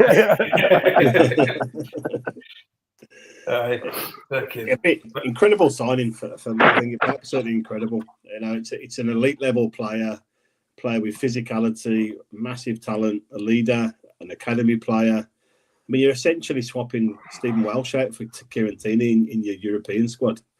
It'd just be incredible for us, and potential captain in a couple of years' time. All this sort of stuff. So I'm mega excited by it. He can't play until playoffs, so can he? No. See, is Stephen Welsh, is he away to Belgium? No, but I think that's the strong chat, isn't it? So I guess that in terms of I think you can swap 3 in the squad after the league games are finished. So I think that would just be a straight swap for that kind of. He wasn't on the bench on Sunday. That's what I thought. I says bring, because he played actually all right when he played. Yeah, I'm not sure the benefit of loaning him out at his whatever age he is now, 20, 24. Like if he's not really going to make it with us, so why not just let him go and get a career somewhere else? Well, it also brings into the question that Greg Taylor conundrum. He's out of contract in summer, and it's January now, and the rumours are that people looking at him. Zagreb. Well, do you know, I found that extremely weird, right? Dinamo Zagreb, what kind of wages would they be paying? Is that where the chatter is? He's going there. That's what I've read. I mean, that's been heavily reported that Dinamo Zagreb are in talks with him. It's the first I've heard. It's been all over the media. Whether there's any legs to it, I'm not too sure. But I found that awfully strange because they don't really. He'll not be on a great wage with it. I mean, my thoughts on it based on fucking nothing much bar what I've known with other players that came from Scottish clubs, etc. He'll not be on a great wage at Celtic. Compared to us, he'll be on a great wage. But for a football player, at the peak of his career, he'll be on less than 10 grand a week, I would reckon. Maybe 8, 9. Would you think so? I was going to say about 10. Maybe his fourth deal. I reckon his first deal would have been about 5, probably. Because he came Kilmarnock, didn't he? He would probably own about 1,500, £2,000 a week with him. His first deal maybe would have been about 5, with the promise that if you make a thing, they'll give you a new deal. And his next deal would have been 8, 9, maybe 10. I don't know. I don't know. I've just googled it there, Jason. It says that he's on 15,000 a week. The first response. I'd have guessed 12 to 15. Yeah, that's what I guess. Would you think so? I wouldn't think so. But maybe you're right. I put it in Google, so how accurate it is, I'm not sure. But I would be thinking Celtic would be kind of lowballing him. You know, but that's just my thoughts. Yeah, the chat I heard was he was going to America. His missus is American, or his missus is family or something, and that's where he was heading out to. I don't even know where I heard that from. That's not a bad move for him at all. I mean, that's good money. It's good lifestyle. Fucking why not? Oh, aye. I mean, because this is his last big deal. Aye. You know, he's got to do what's right for his. I've got no doubt. See if Celtic offer him good money to stay, I'm sure he would stay. You know, for what he's got, and he's been great for us. He's been brilliant.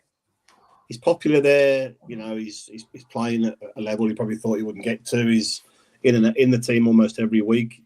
You wouldn't think this would be a hard one to get a deal across the line, would you? Unless there was something else influencing it. I think it'll be solely into money, Liam. You got to wager. I mean, someone like him, you got to weigh options. Like if they say to him, say he's getting 15 grand a week, say they offer him 20, he might go to America and get himself. I'll tell you, 60. Who made him at Celtic? Ange taking over Celtic. That's how I made him, into the Celtic player he is. I think playing him that inverted fullback role really made him a player, definitely, and kicked him on and changed the attitude of an awful lot of our fan base about him as well. I think it was brilliant for Taylor, without doubt, in my opinion. Aye, no, I would agree with that, definitely. But the thing is, I think Rodgers would want him to stay, even if KT comes back. I think Rodgers would love to have the two of them, fighting out for that place. But you wonder whether maybe in the background at the club, if they've got an inkling KT's possible, then maybe they've been a bit less reluctant to give Taylor what he's looking for. But then you're probably going to lose Vi at the end of the season. I don't see much chance of him staying, although you never know the fucking financial mess Barcelona are in. But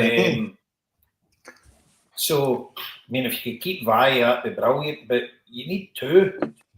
And if Taylor leaves and Vi leaves and you're getting KT in, and obviously injury prone, you never know how that's going to go. Fingers crossed that won't be an issue, but you definitely need two, and you can't, so you would need to go out and sign a left back alongside KT. Sorry, just on the Stephen Wells thing, isn't that called that young lad Dane Murray from his loan at Queen's Park? Let's talk about it. Yeah, let's talk. They have, seemingly, yeah.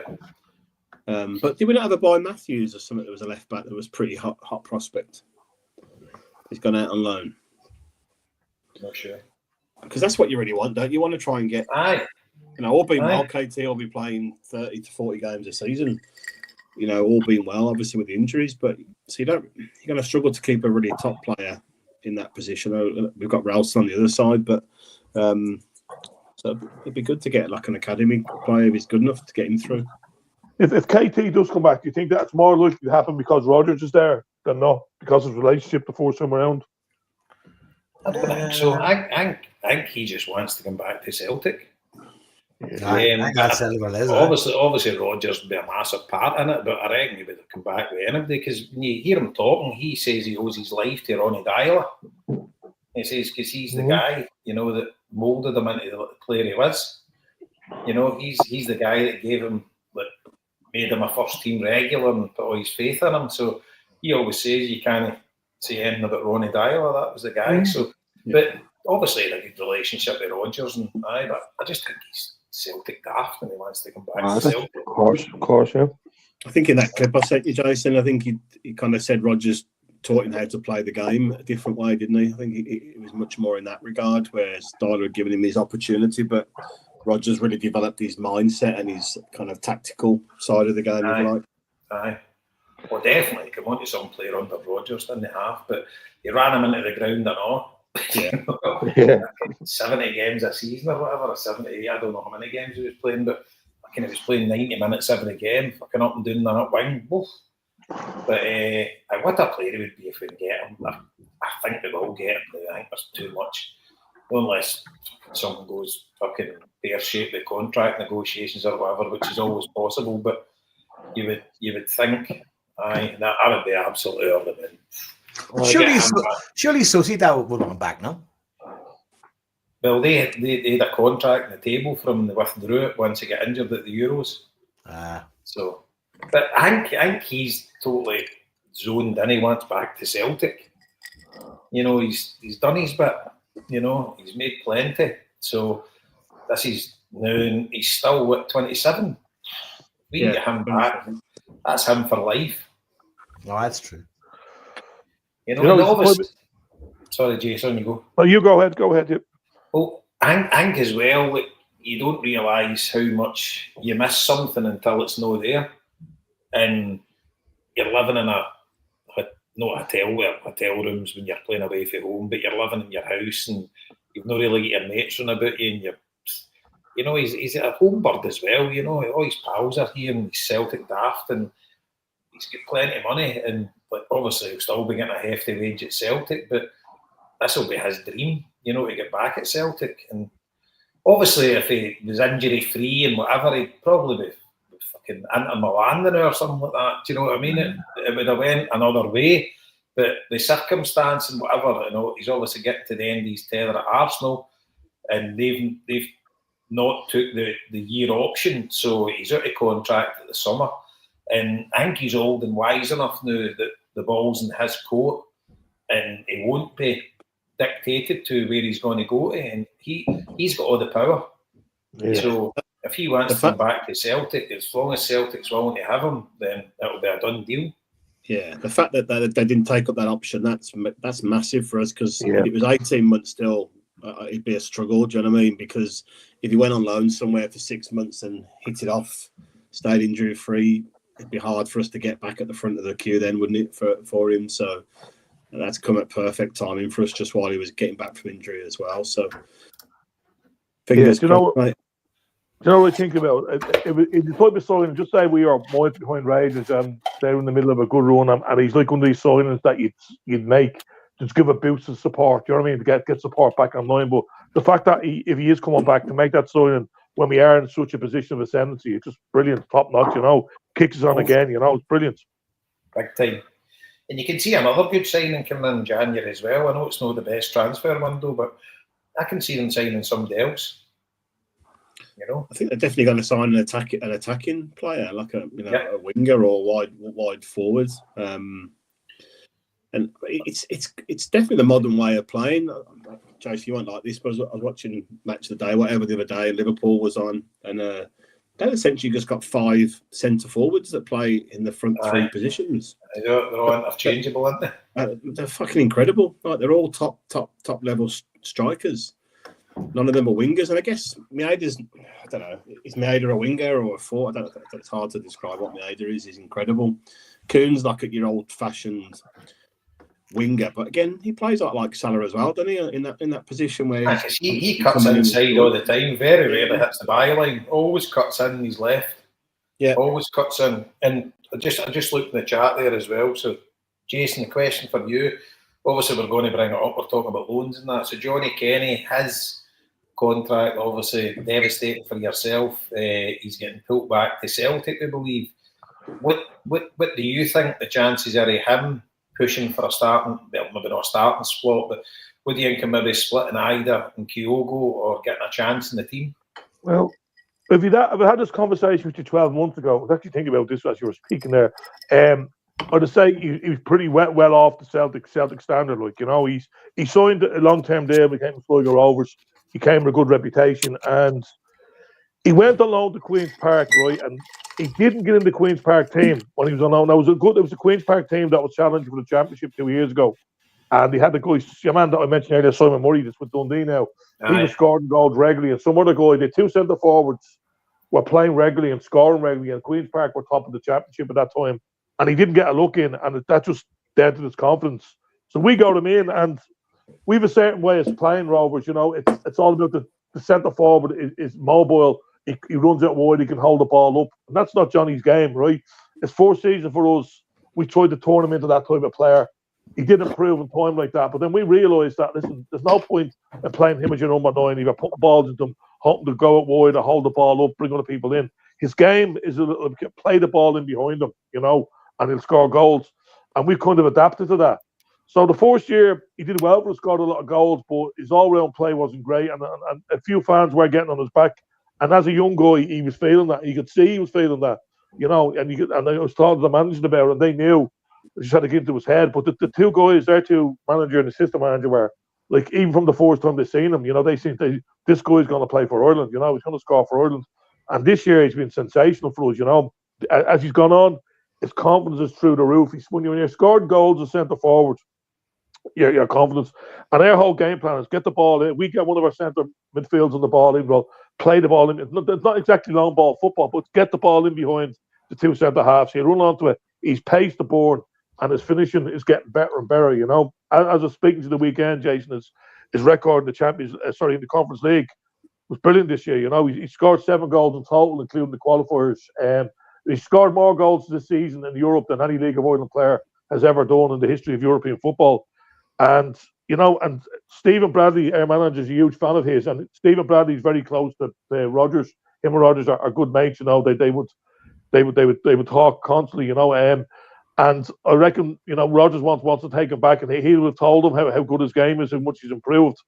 But I think he deserves a chance. He's not going to come straight in the team, but there's a chance there. I think he's 6 months or left in Celtic contract. Celtic have a chance to extend it. Or will they send him out on loan again to maybe a higher standard than the League of Ireland? I'm not sure. But he's definitely worth a chance to have a look at. And even maybe if you want to have it didn't do Scales any harm, it didn't do Christie any harm over the years, players like that, when he went on loan to SPL clubs or even the Championship club, to see can he do it. But he's definitely worth Celtic having a look at, because, as Bradley was about to say there, Stephen Bradley said his ceiling is so high. He's so young and he's getting better all the time, and his confidence grown.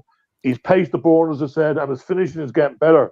We definitely deserve to have a look at, or even don't sell him or give him a chance and send him out on loan. Then if you want to like the likes of Hibernian or a Dundee United or something like that, or even a Championship team, and see how he gets on. But he's definitely one that he could turn in that. He may not make the grade at that top level, but he's certainly worth looking at.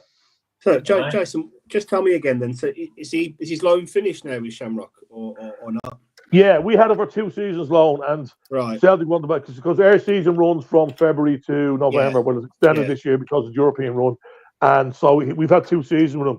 So Celtic have seen him improve under that time. So Celtic, I think if he hadn't been that good this year, Celtic would have maybe let him go, or we get him out. But because he's making strides and he's making a bit of a name for himself. I think Brendan Rodgers said he wants to see him back. So I think he's gone back training. I think he went back today. He was going back on Monday. He's gone back training with Celtic now after the new year. And he's got 6 months of his deal left with us. I'm not sure. He could have 18. I said 6 there, Liam, but he could have 18. He definitely has at least 6. Okay. He's coming to the end of it. But see, because he's done so well, like Celtic, I think Celtic might have only paid about 80 or 100 grand from but it's he's done so well that if Celtic were to try to sell him now, he could be somewhere in between the 500k to $1 million mark, because he's made his mark in the Conference League. But I think he's got a 5-year deal, Jason. And he's signed in January 2022. Right, so we've got plenty of time there. We've got a couple of years left with him still. Right, so the question is, do we put him in the squad for the second half of the season, or do we let him go somewhere else to play? Yeah, I'm watching his highlights here now. His highlight rate from 2024, and the boy's fantastic. From what I can see, look. It's one of the ones as well. If you get pace to burn and you're a decent finisher, things can just click. You get a chance. He's also physical enough to handle it, though, Jay. If you watch him, he's physical enough to handle. He's not the biggest guy in the world, but he could fucking handle himself when it comes to a physical tussle. And the speed outrageous. And he's obviously going to be playing with better players as well. If he does play with Celtic, he's going to be playing with players. And if you can score goals, it's the old adage, like Steve Bull did the thing. If you score goals, you'd score at any level. If you're a goal scorer, you can score at any level. If the chances are created for you. So if he's that long left, like see, Celtic will they won't sell him. They'll definitely keep him on this year, Celtic. We'd hope to keep him again because for us, from a personal point of view in Rovers, because our season is so off skew with the rest of Europe, we can only make 3 changes to our European squad for the knockout phase game against Molde. and I think we lost 4 or 5 players already who are out of contract and Johnny. So that's a bit of a hiccup. So we would hope if some kind of deal, even to keep him until the end of February, but I don't think that's feasible because his stock is so high and rising all the time. So I think Rogers will get him in, have a look at him for a couple of weeks, the whole of January to have a look at him. It's a pity we haven't got like a home game against a non-league team in the cup. Like it's a bit of a pressurised game against Kilmarnock. Saves a home to Peterhead or a home to Albion Rovers. So you could have had a look at him then in a game like that, But I think Celtic will have a look at him, and I think he'll go on loan to a higher level for maybe the next 6 months, and Celtic will take it from there. See what you're talking about, teenage wonder kids. Just I don't know if you're interested in darts, but the 40-year-old teenager is one set away from winning his second world championship. Age 17. 17, and he looks that Johnny Kane, he's only 21, right? 21. He's 6'1", so he's not a wee lad, I know, but he's slight, is he not? I don't know, Jay. You've probably met him. No, he looks slightly enough, but he's bigger. He's well built. He looks like a skinny lad, and when he came into his fours, he was getting knocked off the ball very easily by big, brutal centre halves. But he's learning that part of the game as well. So he is a bit more physical, and he's great movement. Like I sent you the goal from the Borac Lunka game, Jason. I sent you to have a look at his movement. He scored 2 goals and he assisted 1. But his movement is unbelievable. As I said somewhere else, I think I said in the huddle board, it's not quite Kyogo-esque movement, but he has it. His movement is brilliant, And I said if he's players behind him like McGregor and Atate and Bernardo, if he did play, he could pick out passes like that. It'll only benefit him. You can tell by him watching this kind of 8-minute reel here on YouTube that he's sprightly and he's got a real. It's the turn of pace that makes a difference, isn't it? Like he has a real turn of pace. Like that's it. Yeah. Rogers has got this thing that he doesn't want somebody to be match fit until they're 22. So he will definitely be in his plans, I would think. It will definitely cast the eye over him anyway. I don't know if he's back at training with Celtic. So. Well, I'm glad we found the positive tonight, at least. The positive has come from Johnny Kenny. Yeah. What about this boy Cummins? That's with the youth team, the reserves of Celtic. Is he chance of him coming through? He's scoring loads of goals, isn't he? And he's got a lot of interest in him again. And Jason, I'm sure you'll tell us about Rocco Vata in a minute as well. But there seems to be a bit of a chasm, doesn't it, between getting people from the academy into the first team squad and getting them in new contracts and being able to retain them. I think Vata's getting a few goals now down in England with Watford. Aye, he's doing well. But it's that thing. It's like the kids he's 19, but they want first team football, and Rogers has made it clear that he says he doesn't want them to be first team ready until they're 22. Yeah. And he came up with these stats, and I don't kind of agree with them myself. I reckon if they're good enough, they're old enough, but who am I to argue? Look at Ben Doak. I know that was over control. He was that good. He was 15 or 16 when he signed for a pool. I think we offered him $4,000 a week or something, and they were able to give him a youth sign on fee of $15,000. Look at him playing for Middlesbrough. Look at him playing for Scotland against Croatia, against Guardiola. You know what I mean? That guy was ready already. Just have to wait till 22. He's ready already for first team football. But the thing is, he's not ready for Liverpool. Not Liverpool. No, not Liverpool. Definitely not Liverpool. No. That was Rogers' point. Oh, okay. Yeah. I get you. Yeah. The chat on the huddle board earlier was that I think Palace have offered 15 million for him, and Liverpool want 30 million. 30 million? Yeah, that could just be huddle board bullshit, as most stuff is, but that was the chat earlier I read on there. But you wouldn't think Liverpool would let him go, would you?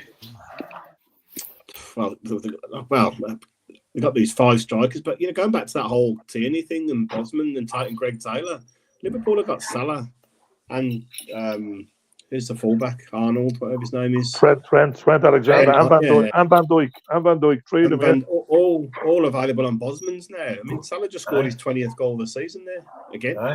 It's fucking incredible, man. And he came out and actually said in an interview it's his last season at Liverpool. Yeah. Said it again today. Aye. Well, obviously, they're hanging out they're looking for mega money, but if Liverpool were to lose the A3, fucking hell. Fucking hope they do. They must be looking at it, the American owners must be looking at it and just saying, they're the wrong side of 30 or whatever, and we're just not willing to give them. I've got no idea what these boys are even on, but fucking Salah's like almost irreplaceable just now. He's fucking one of the best players in the world. Oh, it's incredible. It's mental how it works, and that's where Madrid do well, because Madrid lap all these players up, all these older players that are on that can't get deals elsewhere. There was another club that wouldn't give anyone a contract over a certain age, maybe Arsenal or somebody, or don't give them 1 year deals. The players' career longevity is getting better and better, longer and longer because of the fitness regimes and all. Look at Ronaldo. He's 40 now. He's still playing. And, you know, it's the days of the players who are touring at 31, 32 are long gone. You know, the way they live their lives nowadays. So it's a hard one to call for him. But obviously, he's not. If they give him a 3-year contract on 350,000 years, he's obviously not going to be the player he was the previous 3 years, the next 3 years. So they have to go and balance it out, don't they? You could see Madrid signing 1, 2, or even 3 of them, and that could have fucking Vinny Jr., Mbappe, and Salah up front next year. Well, they're fucking. When you're talking about Real Madrid, I've just been watching this there. Just the score update, right? They were getting beat 1-0 with Valencia, and then fucking Vinicius Jr. gets sent off in 79 minutes, and then fucking 85 minutes, Luka Modric just scored to equalise for them. What age is he? He's in his 40s, you know. Yeah, he's. Because he played against Scotland, didn't he? And I think Craig Gordon was older than him on the pitch. So I was fucking raging there because I was wanting to beat. By the way, the Bold Athletic Club, I'm telling you, folk think I'm fucking daft, but sitting fourth now in 36 points, and that would be Real Madrid and Atletico Madrid joint top of the league with 41 points. 5 points, isn't it? It's not bad. I'm fucking gutted we're not going back again this month. I know, that's what Jace was saying. It was next week. It was brilliant, man. Fucking what a trip that was. Last year, aye. Fucking hell. And see how cold it is out there the now. When we went, it was actually fucking mild as hell, wasn't it? It wasn't warm or that, but it wasn't cold. It was good. It was good. Yeah. Talking about cold receptions, Jason, you were down at Chelsea. Oh yeah. That was a great trip for us. Yeah, brilliant. The fact that we we never thought we were in a position that we were even qualified when we got there. So it was a shot to them. We're always going to get hammered. You know, we brought 3,000 plus over there with a good day drinking around the town. But I tell you, as I said to Jason there, absolutely expensive as fuck. My God, I could not believe the price. I know we were in the West London. It's the probably most expensive part, but you're going like nine quid a point everywhere you're going. It's just ridiculous. But with the great days and to get the goal, we all thought we'd go over there, if you score a goal, we would be 4-0 down, we would get a consolation to make it 4-1 or 5-1. But to equalise to make it 1-1, and the scenes in the away end, it's brilliant. Great day out, brilliant. Good. The fan march in the way to the game and that was unbelievable. There's two marches. There's a march for the official European one goes to a place called Putney Bridge because the police wanted down there, but a lot of our lads were drinking around Earls Court. So there's another impromptu march went from Earls Court. So the two marches met together, halfway down. It was just like, the lads, I wasn't on it myself because I was staying in the hotel right beside the stadium, but I seen the videos from it. It was brilliant, going by the Chelsea pubs, bit of crack, just winding them up. I heard them all getting at Lizzie's in a box. No. And about the kneecap balaclavas on as well. Yeah. Fucking brilliant. Yeah. I don't think they often see God Save the King at Chelsea, but we roiled them up so much to get the ground was kind of quiet for a while in the second half, and then it's in the whole stadium of God Save the King. We knew we'd won there. We're all start cheering you guns. Were you in the top or the bottom tier? Oh, he's top tier. Brilliant tier, yeah. Top tier, aye. No bother down there, Jason, no? Is it all right? No, I was just saying, the police were all over it, and there was talk they were going to this show. You hear all these on these message boards and Facebook and all. The headhunters are reforming, and they're all coming out for this after the way that their Rovers fans are where they were and learn and all. Bullshit. Nothing safe for them at all. Now it was grand. As I said, I stayed in the hotel beside the stadium after the game. Brilliant. Straight back out. The hotel is actually 2 minutes away from the away end, so straight out back up the residence bars. Brilliant. I tell them much it was for a drink in it. Oh, I'm telling him, I was telling Jake from my mate Paul. It was head in. One of the girls just paid for his tube, right? And it's like $2.50 tube. Hey, I have a car. I'll pay for your tube. He says, I'll get you a drink back in the hotel. So he went back in the hotel before the game. His good fuel was there, and he went, "What you want? So just get us a vodka, a lemonade." and he asked for a vodka and lemonade, and they must have gave him a double vodka standard, and he went up £22.50. £22.50 for a tube ticket. So I said to him, I'll pay for your tube tickets for the rest of the trip, Paul. Don't worry about it. I'll pay for your tube. You buy me a drink. I was mad prices. But what happened was then the bar was packed after the game. The bar was absolutely, like, a lot of our players went back there as well because their families were staying there, and the place was overwhelmed. And just they're supposed to close the bar at 11:30. They closed at 11:15. But we'd sussed out an off license across the road in the newsagents that was open till 12:30. So we were just making runs over there all the time, bringing back bottles of Corona, bottles of beer, cans of beer. It actually suited us better because we were up drinking till 3:30 in the morning. They just turned a blind eye because you're residents. But because you closed the bar, like we were paying probably €9 or €10 for a bottle, we're getting it for €2 across the road. So probably saved each other £150 that night because we're going to an off license instead of paying the beer behind the full price behind the bar. Happy days. And Johnny Kenny ended up, did he not go to the Cock Tavern? He was in the Cock Tavern, yeah. He was telling a lot of the players stayed over. The club ran a charter over. I think it was only half full on the way back with the players because a lot of players were on the holidays then. Their season was ended. A lot of them went to the darts on the Friday night, and a few stayed over with their partners and that. Yeah, Johnny went down because Sheila, you know Sheila in the Cock Tavern. She's from Sligo, and Johnny and the family. I think someone told me Johnny had 42 relatives and friends over at the game, and they all went to Cock Tavern the day after the game, and he met your woman. And yeah, that was the photograph. I think I sent the photographs. Jean had never heard of him. She knew all the family. We shouldn't have heard of him, and he was there in his Rovers tracksuit the day after the game. Yeah, she's absolutely brilliant, man. Oh man, unbelievable. See the welcome you get when you go in there, man. Unbelievable. It's just what a pub. It's nuts. You know what? I was actually sitting there the long. I won't go into the whole story how it ended. I was actually sitting there the day Thatcher died in that pub when the news came through. I was sitting there. I think the place erupted. Oh, it was unbelievable. I got the text through on the phone. I was going. I looked down at everybody and all these old time Irish people that there years. You know, it's brilliant. I mean, yay! My mate Jeff for Liverpool, for Kirby, he was my first Scouse mate. I met him in Ibiza when we were 16. He was the guy I was walking down the street. I had an Everton shirt on. He's walking up the street with a Celtic shirt on. And I'm like, all right, mate. He's like, all right, lad. Okay. So still best mates, and we're in a wee group chat now with Packy Baker and that. You know Packy? He loves yeah.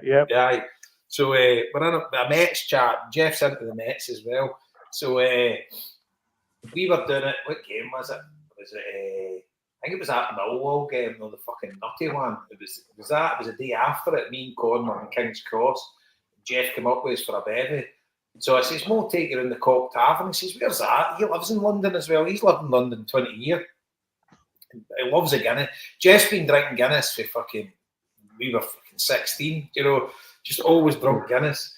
And he says, "We're in the Cock Tavern." So we walked in. Fucking, he's like, "Fucking can't believe that's how cheap it is for a pint of Guinness." He says, "Fucking beautiful as well." He says, "Fucking right Rebel pub." He's like, "Fucking this." He says, "I've lived in London for fucking 20 years. I didn't know this was here." It's obviously him just going to Everton games. He's not going to any Celtic games in London and whatever. Yeah. He just watch your games on the telly. So that's him now. Anytime Everton's playing in London or that, it's North London. He lives down near West Ham's ground. He lives where that Olympic Village was. What's it called? Stretford. Aye. Yeah. Stretford, where West Ham. Aye. He lives there. And anytime he's heading up, if Everton's playing Arsenal, Spurs or whatever, he'll go via King's Cross and he always sends me a photo in the Cock Tavern. He actually goes to watch a couple of Celtic games in there as well. He loves it. It's like fucking favourite pub in London.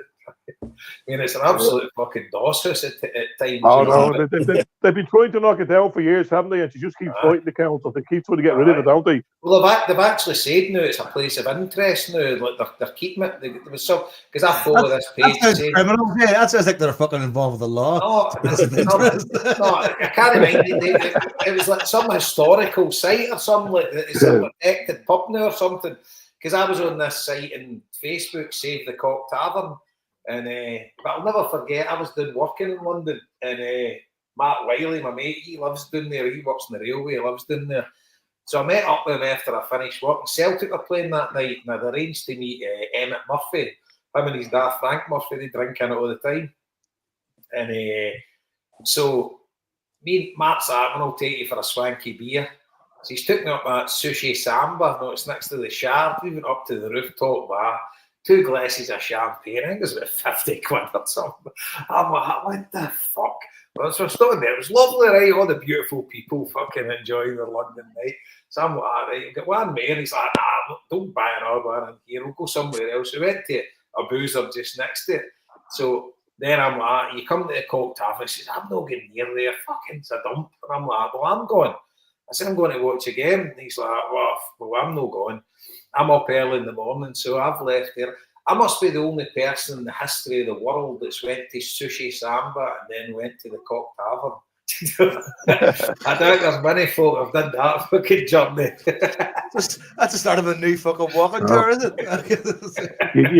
You never get the half and half ski hat anyway.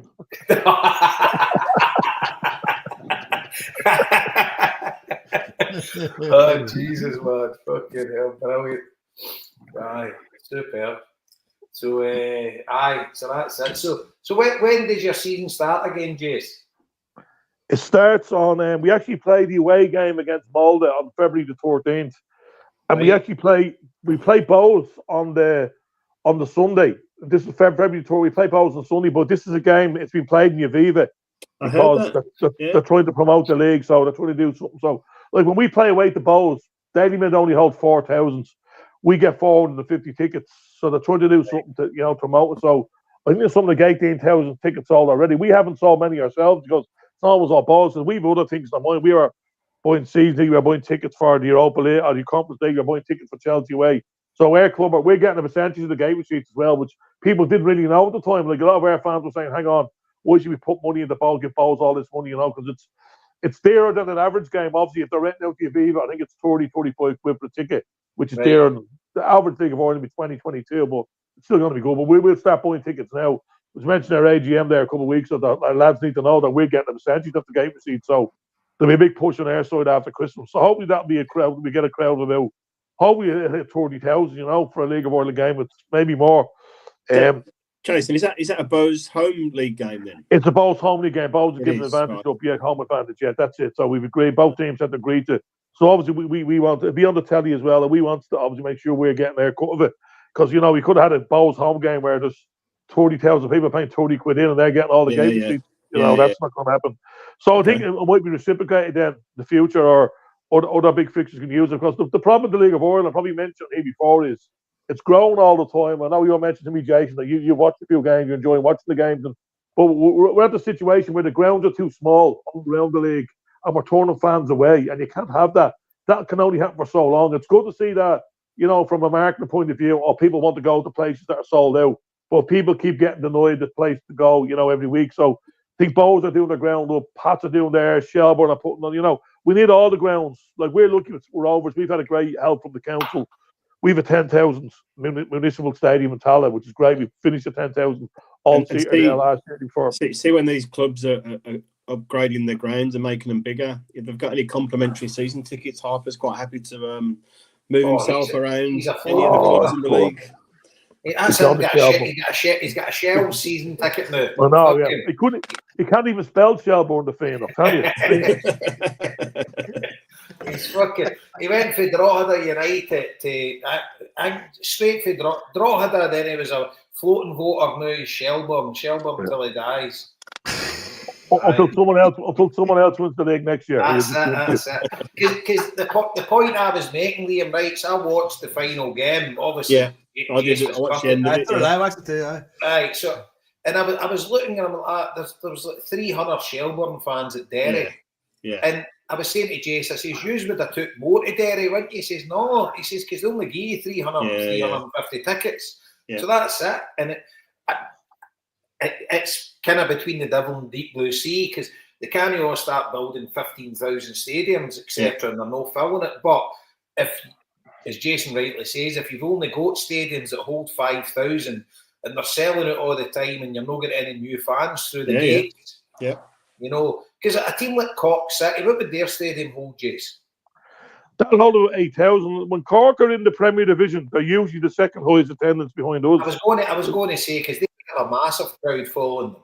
Yeah, well, they're one clubs, one city club, one club city. They've got the whole, and the whole. Even though Cove Ramblers are there, they're smaller. They're smaller, but the whole of Cork City and expanding areas around Mallow and Fermoy and all that. That'll be all Cork fans, And they've had when they were winning the leagues there a couple of years ago, they were getting 7,000-8,000 average crowd. 6,000, 7,000, 8,000. It was.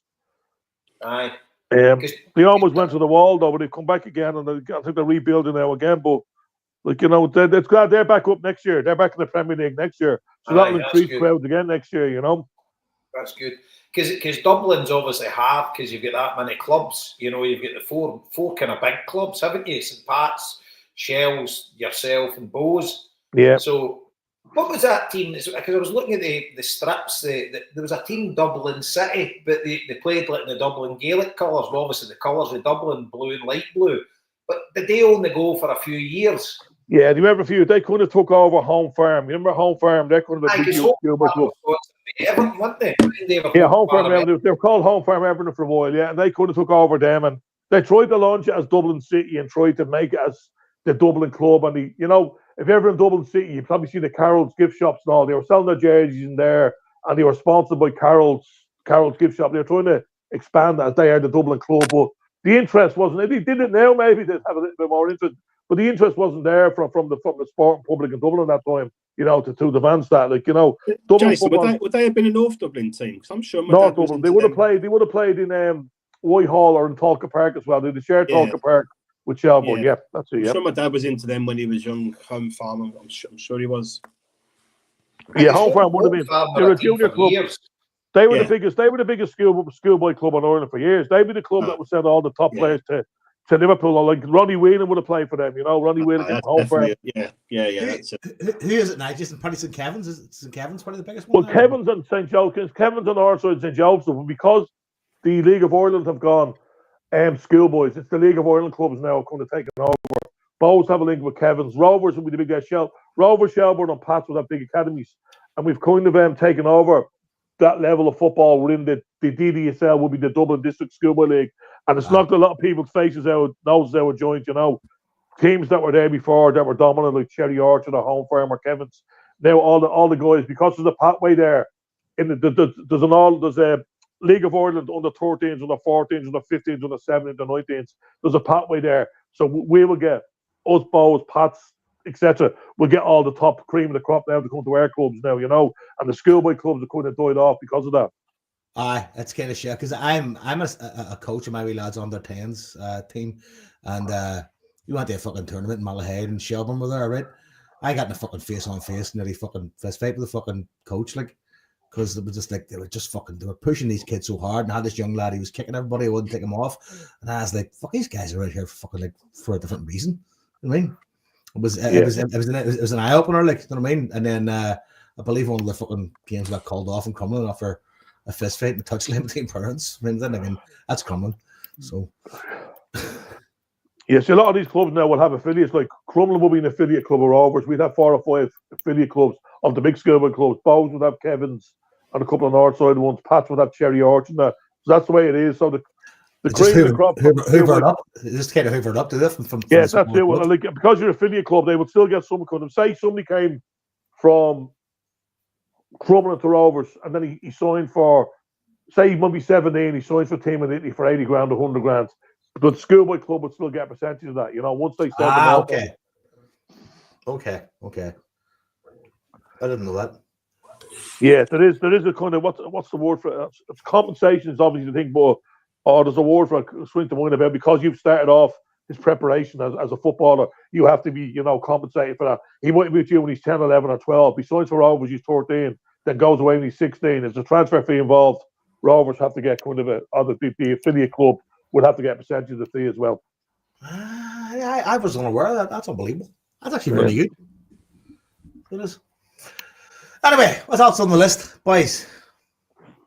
We're 2 hours in now. I did my a little skating trip down to Villa for Celtic. Aye. Give us your. You need to give a big shout out to the bold Stevie Duff if you're lucky. Mate, what a legend. I owe him a number of pints next time I see him. So I had one of Jason's pals from Lockheed who sits in the lane, Club Celtic with us, and think I was down at Villa Man United last season. Maybe I put a picture on Facebook, and he's like, he messaged. Oh, I saw him in the lounge, and he went, "Next time you're going down, give me a shout, and I'll get you a ticket sorted." I was like, "Oh, that's really kind of you." I said, "I can usually get tickets for Villa, okay, but that's really nice of you to offer." And he's like, "No, I know one of the coach, Austin McPhee, the coach down there. So I know him really well." So he said, like, "Just give me a shout next time I get you sorted out." So didn't really think too much of it, and then I planned to go down the weekend before Christmas, my mum's birthday. And I just looked at the fixtures, and they were playing Man City early on the Saturday morning. So I was like, that'd be a good game to go to. If I can get sorted for that, that'd be a bit more difficult to pick up tickets. So spoke to the Duff, and he said, right, I'll come back to you and I'll sort it out. But then he went down a couple of weeks before me, and he ended up meeting a lot of the players and whatever, got himself on the pitch, all that sort of stuff. So it looked brilliant. But he was chatting away to me, and he's going, like, is it a special birthday you're going for? And I went, no.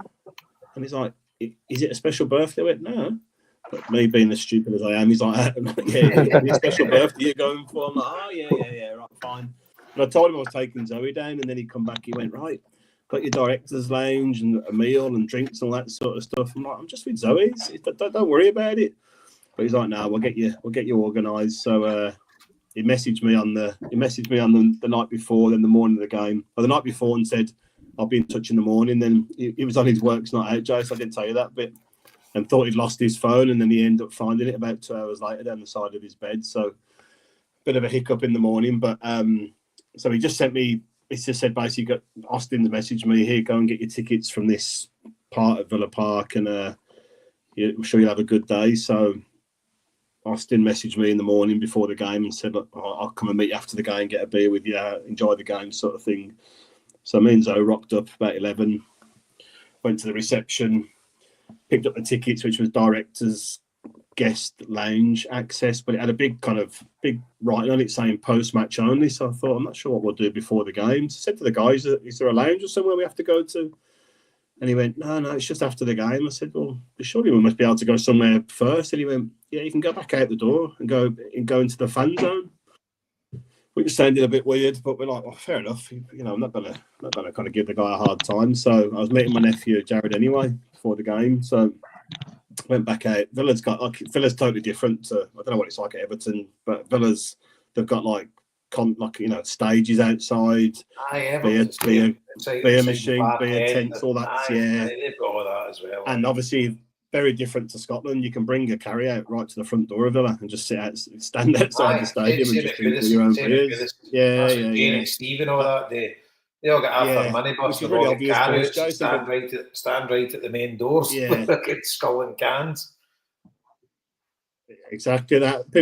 People probably don't appreciate that, but I suppose when we go through to Ibs, you can do similar as well. That's what we do through there. But so I met my nephew quickly, had a pint with him, came back up, and I said, so come on, we'll just chance it. We'll just go in and see where we can get to. So we went up the stairs, and walked into one of their lounges there, and the woman just like, oh, here's a lanyard for the lounge. You've just come in here and you're fine in here. It was fucking beautiful, stunning place. Puts Club Celtic to shame, man, let me tell you. So we were in there, then went down the stairs into the director's lounge guest thing or whatever it was called. It's only a small little thing, but walked straight in, got a drink, and then stood next to Adrian Heath. So I started talking to him. He was obviously an Everton legend and played for Villa back in the 80s there. So he was brand new. He was chatting away, and I just explained. Would he be a Villa fan? Well, he was there. He was there with a younger guy who looked really familiar. I don't know who he was. And the young guy's two boys were mascots on the day at there. So I don't know where he's from, Jason, actually thinking about it. He did tell me. He sounded like it was kind of up north somewhere that he came from. Aye, yes. He would have started with Stoke. Was he with Stoke before Everton? Yeah. That's it was. Yeah, I'm sure. Yeah.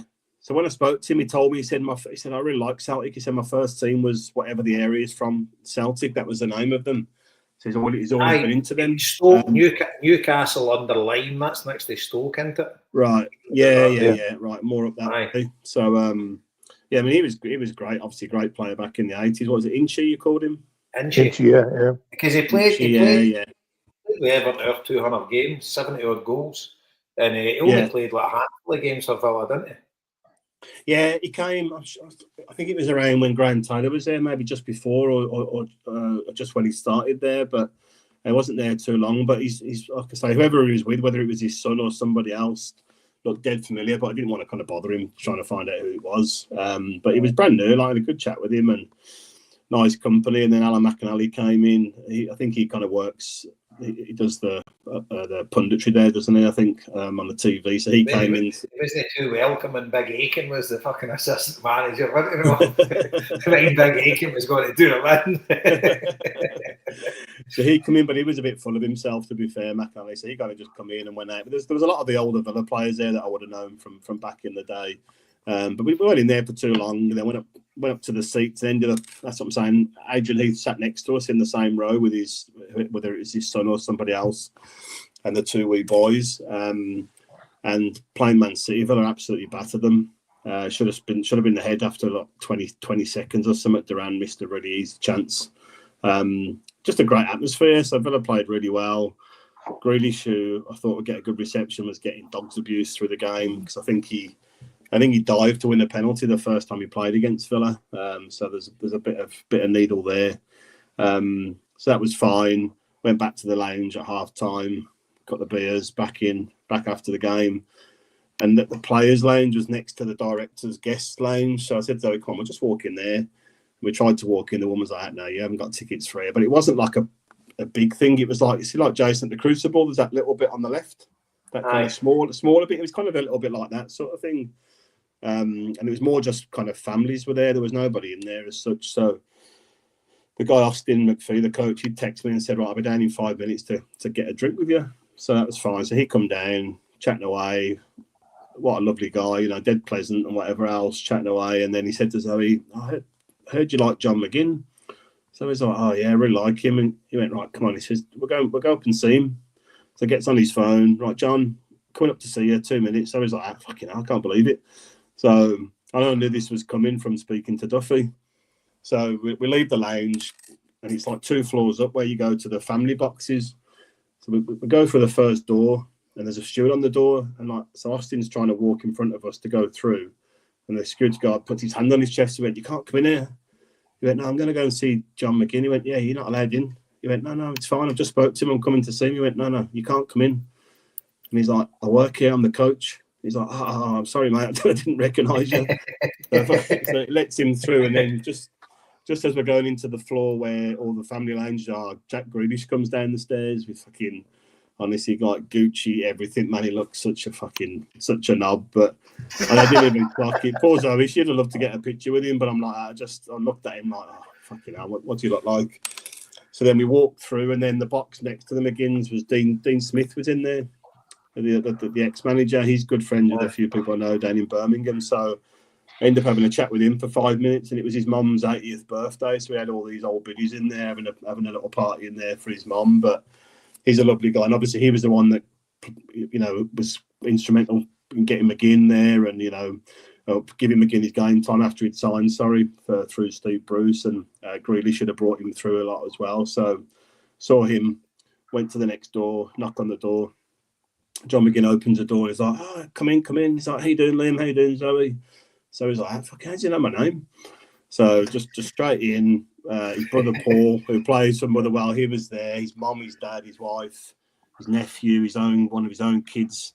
And honestly, you'd think we'd known these people for 10 years, do you know what I mean? Just like, in you come, chatting away, couldn't make you feel any more welcome. John McGinn's like, right, come on, who wants a beer? Right, come on, Liam, Austin, let's have a beer.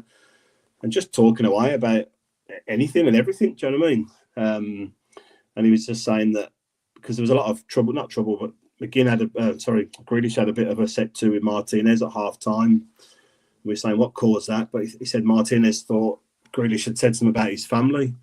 But Grealish was getting marked by Matty Cash, the right back for Villa. He's got a bit of a lisp. And that's what McGinn said. He said it all game. He's just like, come on, Lispy, try and get the ball off me. You'll never get it off me. And every time McGinn was on the ball, Grealish was screaming, somebody just smash that fat bastard, get him sorted out. And I said to McGinn, I thought you two were good pals. He said, yeah. He said, we are. He said, every day I've trained with him since I signed for Villa. He's like that in every training session, just the kind of dead arrogant, do you know what I mean? Dead abusive to everyone. That's how he gets himself motivated to play football, sort of thing. Which surprised me because I thought them two would have a big hug at the end of the game, but they didn't even acknowledge each other. Yeah. And Grealish had a dig at him and got booked for it for kicking McGinn. And McGinn just said to me, he said, look, I deliberately ignored him because I knew it would wind him up even more. He said, if you get into it with him, he loves all that. He said, just blank him and you'll wind him up. So that was brilliant. So we stayed in the box for about, 40 minutes, an hour with him, cut the pints with him and his dad. His mum and dad, you couldn't meet nicer people, man. They're so down to earth. Had a chat with Paul about obviously Ellie, Jason, and working there with him. So he was good crack. I had good fun with him. And then Austin had to go and meet his wife. So John McGinn was like, right, come on, we're going to go down on the pitch and have a kick about down there. And Zoe's looking at me. I said, come on, we're going to go with him. I said, John, do you mind if we come with you? He went, of course. He said, you're part of the group now. Come on, down we go. So fucking yes. Down we go through the tunnel. Met a big Anna in the tunnel, having a picture with him and a chat with him. Photo with European Cup. No. And then get on the pitch, and there's just loads of players with the families in there. So straight up to Big Martinez, had a chat with him. So he's getting his picture taken with him. He couldn't be, again, dead nice guy. Do you know what I mean? I'm saying, Cup winner. Exactly. I said to him, it's a shame you're not playing at Celtic because you'd love it up there. That atmosphere would be right up your street. And he's like, I don't think he could understand too much what I was saying to him. But, actually 4 pints deep with the McGinns, though. Fairness, you've got the accent. You should be able to understand down there, living there. That's a good point. Liam was under the Spanish accent, going, "Hey, my friend." He's living in Birmingham. You think he'd be used to Liam's accent? Fuck's sake.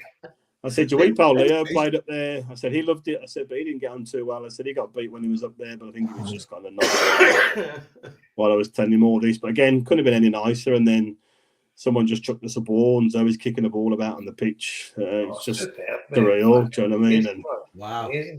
Chatting away to his dad. And then Zoe had a John McGinn Villa scarf on, so he'd signed the scarf. John McGinn had signed the scarf for her, got a few pictures with her and whatever. And then when she's kicking the ball, I said, Zoe, give me that ball. I said, that's coming with us, because it was one of the proper Premiership footballs, do you know what I mean? So I just had it in my hand and nobody said a word, in fairness. So we just we came out with that, and absolutely incredible afternoon. Did John McGinn, did you mention Celtic to him about?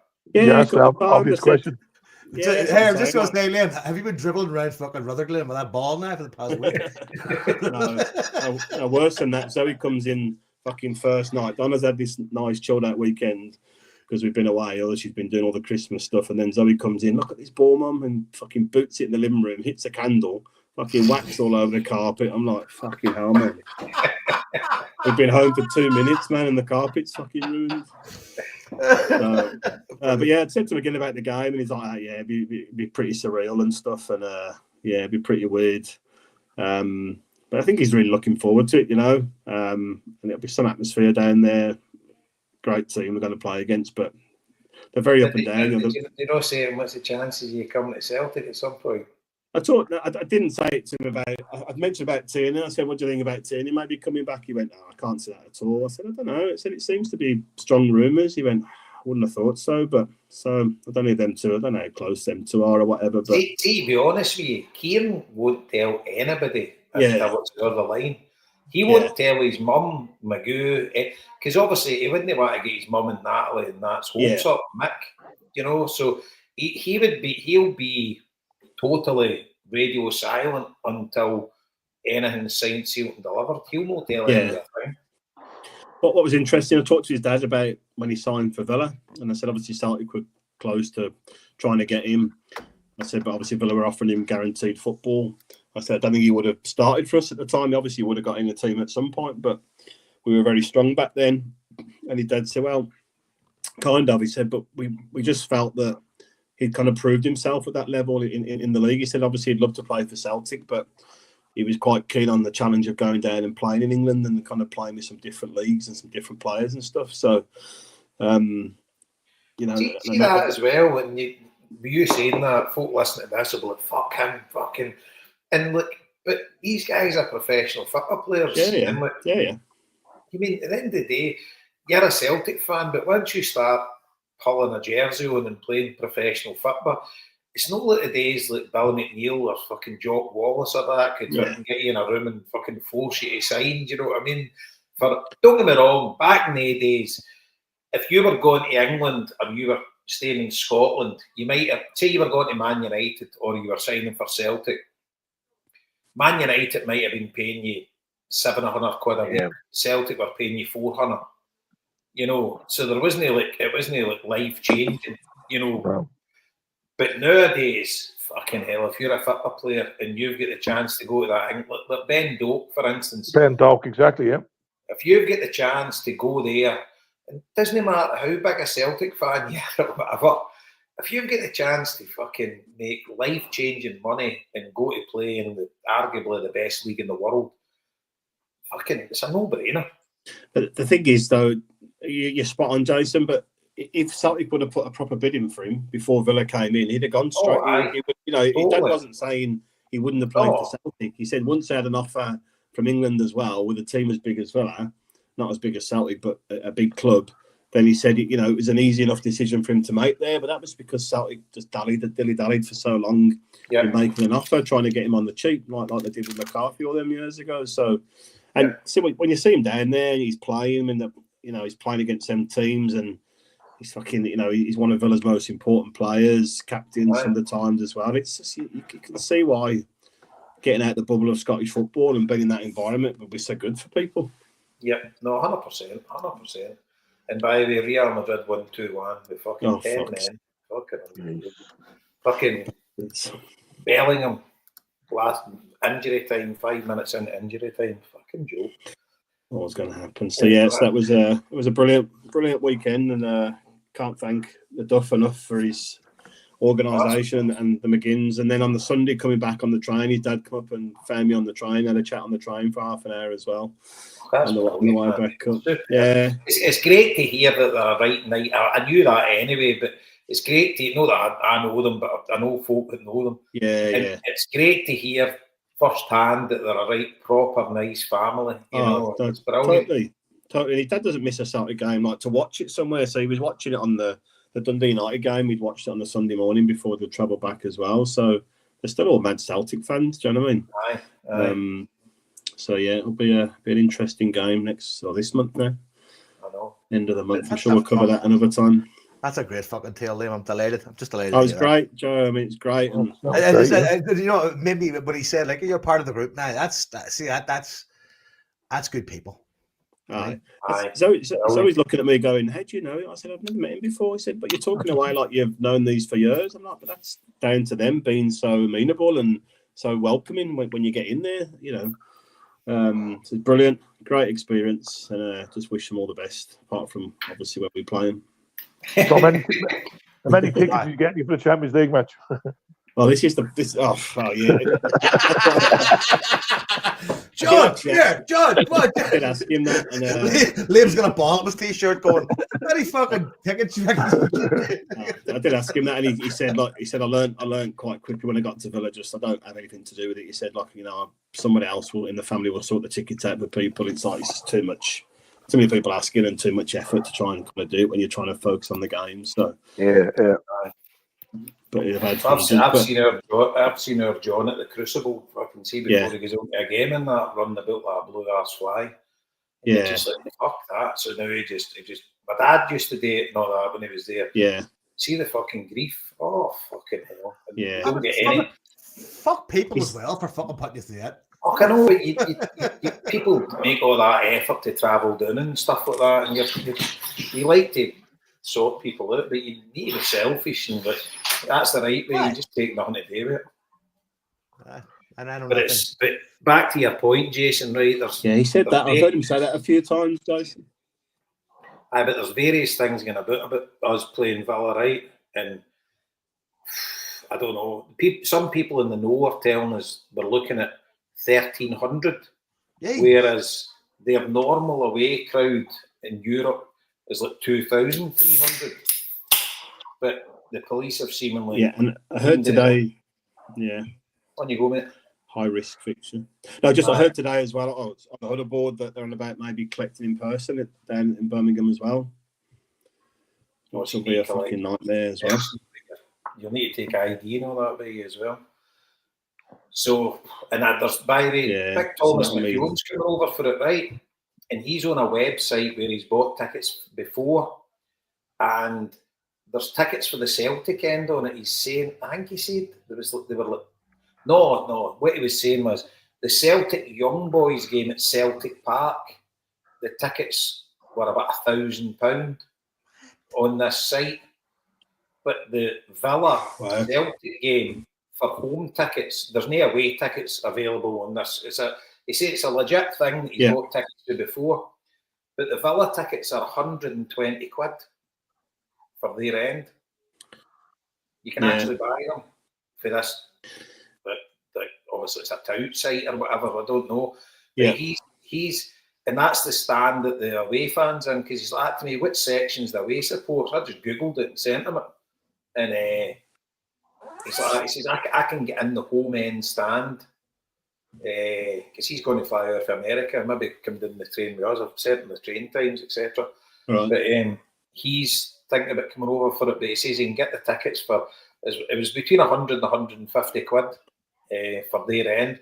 But read it on the huddle board, there's loads of folk bought them in their end. Yeah, and see if you pay a little bit more than that, like less than 200, you can get it with, you get free drink as well, like free food and drink. I bet you've done that whole end, weren't you, at the top here? Well, they've got them all around the ground, but you can still buy. I think you can only buy them direct from the club if you've got a record, obviously, but these sites must be having access in a different way. But I wouldn't sit in the home end personally. Nah, I wouldn't either. I'm just watching the pub. Yeah, so I'm hopeful I'll get one, because Ellie's no going, so it's just me. Yeah. I'm pretty hopeful I'll get one ticket, but if I don't, I've got a couple of other avenues as well. I've got a chance at a seat in a box. So that'd be better. That'd be better. Do you know what? But I couldn't be bothered with it because you're down there all day with the boys and you're in the booze and you'd have to leave early. Then you'd have to fucking act fucking normal and you couldn't fucking. Do you know what I mean? You're invited into a box and you're sitting there and you're just being decent and you're sitting there and could be something. You're into your box and you're out of your box. No, our trains at 9 in the morning getting down there. There's a fucking hefty cargo on the way down. And by the time you get there, check in, get to a boozer and Smedeker that fucking. Before you know it's fucking 6 o'clock, you're fucking 12 Guinness deep. I need to go to the box now. The whole day's going to be absolute chaos. The home end's even the worst right off of that side. I did a home end at the City game a few years ago. We drew one each. And it was just terrible. I was with Jerry Brady. He just bought 2 season tickets online off some guy just for the night. And we went down and again, we're on the bus. The bus left Glasgow at 7 in the morning, to get down there. You're down there at 11. And Paddy Roberts scored early, put us one up, and then it was just keep your mouth shut, just keep quiet. We ended up moving down. There's a load of guys. You moved down to the wheelchair section, down behind the goal, and there's a load of Scottish guys just down there, just trying to keep offsides. But even the Polanders were here, the actions, they're just coming in and dragging people out, and we just stayed out at the end. But you just can't enjoy it, especially them English grounds. You just it's okay in Germany or somewhere else being away. I was in PSG away in the home end of PSG, but in them English ground, it's different gravy. You just can't fucking sit there and enjoy yourself, I know. Then the full away end starts the fucking rebels up and that, and then you're like, no, I just it's almost like a self-sacrifice. Go fuck it. The worst part in the head that night was the 67th minute. People start fucking showing their phones, putting the eye on themselves. That's what happened. That's what happened. It's all big point where God.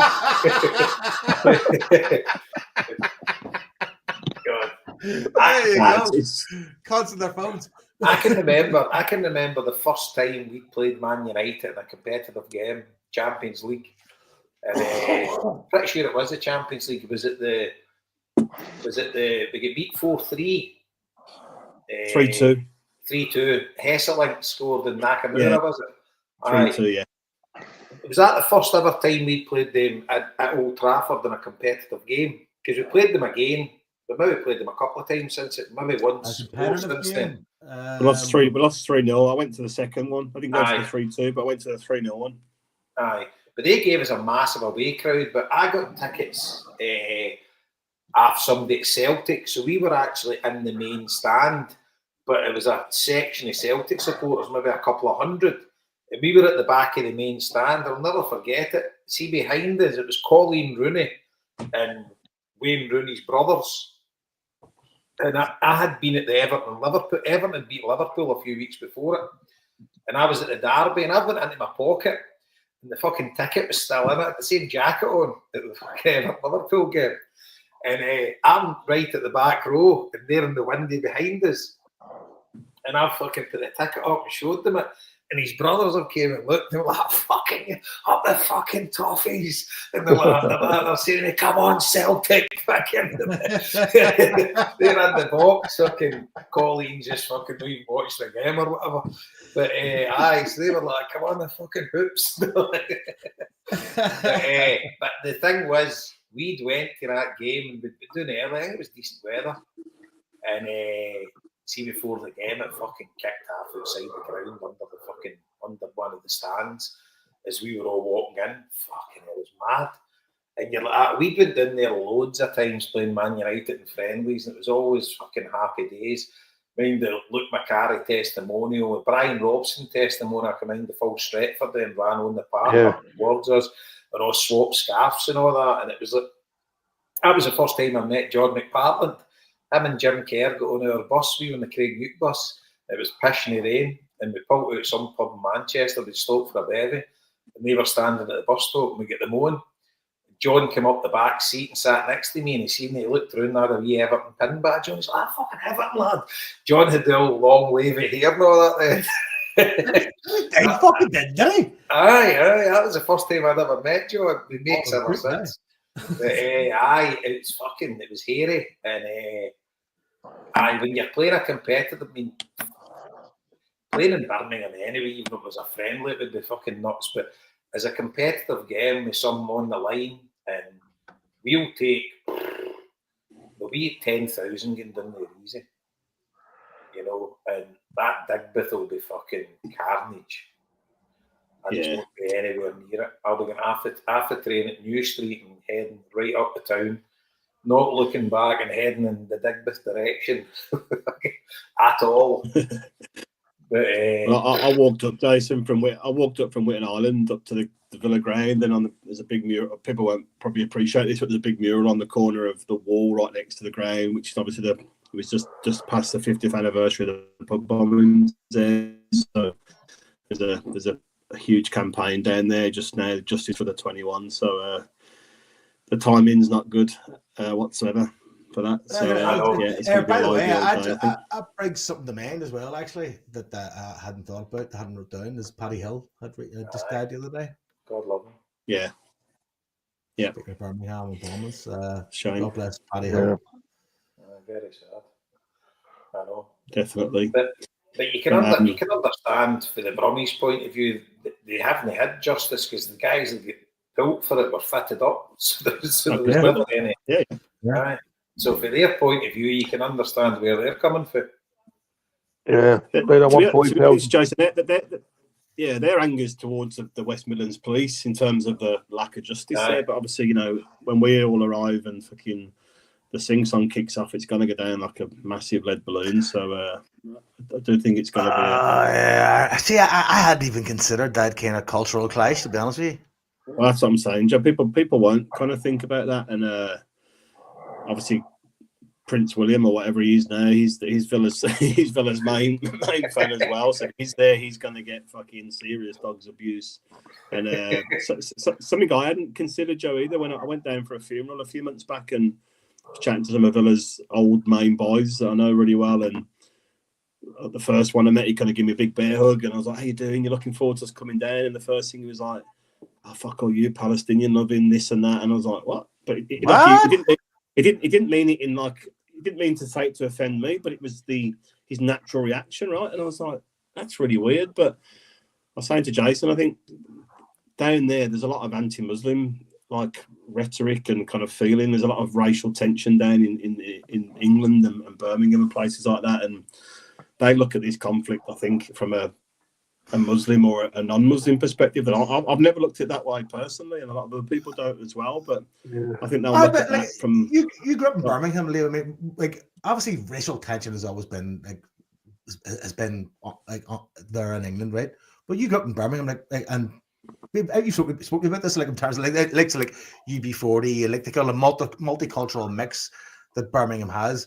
Has there always been that kind of like level of edge when it comes to like racial tension? No, not really. But so I mean, obviously you had all the Irish there, you had the Jamaicans there, West Indians there over the years, but they never really kind of integrated into like British society, I guess, if you like, down there. So I think it's a bit different down there culture the last 20 odd years. So and everyone just labels, I think, and for me, a completely incorrect way, but people just label immigration as a Muslim thing, I think, or an anti-Muslim thing. Here's all that rhetoric built up in that way. And Jason would have said it in Dublin as well, very much so. Here, 100%. Here's what's always bothered me, right? Always bothered me about people, I suppose in this country. I've lived now in the South for 20 years, right? Well, 21 years now this year, 2025, right? So there was always this kind of concept going, the Africans don't mix, or the Polish don't mix, or these people don't mix, they don't mix. And I'm going like, yeah, but you're asking them to mix with your culture. That makes complete sense, right? But it's a two-way street. I mean, it's a two-way street. You've got to meet people halfway when it comes to like cultural exchange. That's how curiosity works when it comes to like experiencing new cultures and experiencing people, right? But here's the thing that always bothered me is Irish people specifically would go, listen, they come here and they set up their own fucking communities and they have their own shops and they have their own fucking thing. And I go like, I lived in New York for fucking 3 years. I lived in an Irish neighborhood. It was Irish bars, Irish restaurants, Irish produce, Irish. What the fuck are you talking about? That's what people do when they go away. They kind of like the immigrant communities are fucking normal. We do the exact same thing when we go away. I mean, when you go to fucking, I felt like I said city, I wouldn't have said, gee, when you go on holiday to Spain, where do you go? Go to this Irish pub. Bingo. There you go. Right? It just baffles me. Do you know the one place, right, that I would say is kind of unique? And Joseba explained it to me when I was in Bilbao in the summer, right? There's an area in Bilbao called San Francisco. We walk through it during the day, and it's totally multicultural. It's like a 10-minute walk for his hotel, but if you're going to the old town, that's the quick way walk. You just walk right through it. And when you walk through it, it's loads of Africans, loads of North Africans, from Central Africa, and like people from loads of South Americans, people from all over the world, right? But they all fucking live in this kind of area, and it's got a reputation as a dodgy area. But it's kind of hip for some folk because it's got loads of different foods and stuff like that. It's not your typical Basque food. So you've got everything, loads of bars and everything. But what Joseba said is his wife's a school teacher and they're doing like a campaign that, see, when immigrants come to Bilbao, they want to try and get the government to not house them in San Francisco, but put them throughout the city in different neighbourhoods. And he says, I understand that they want to gravitate to their own people, but he says, we are very welcoming.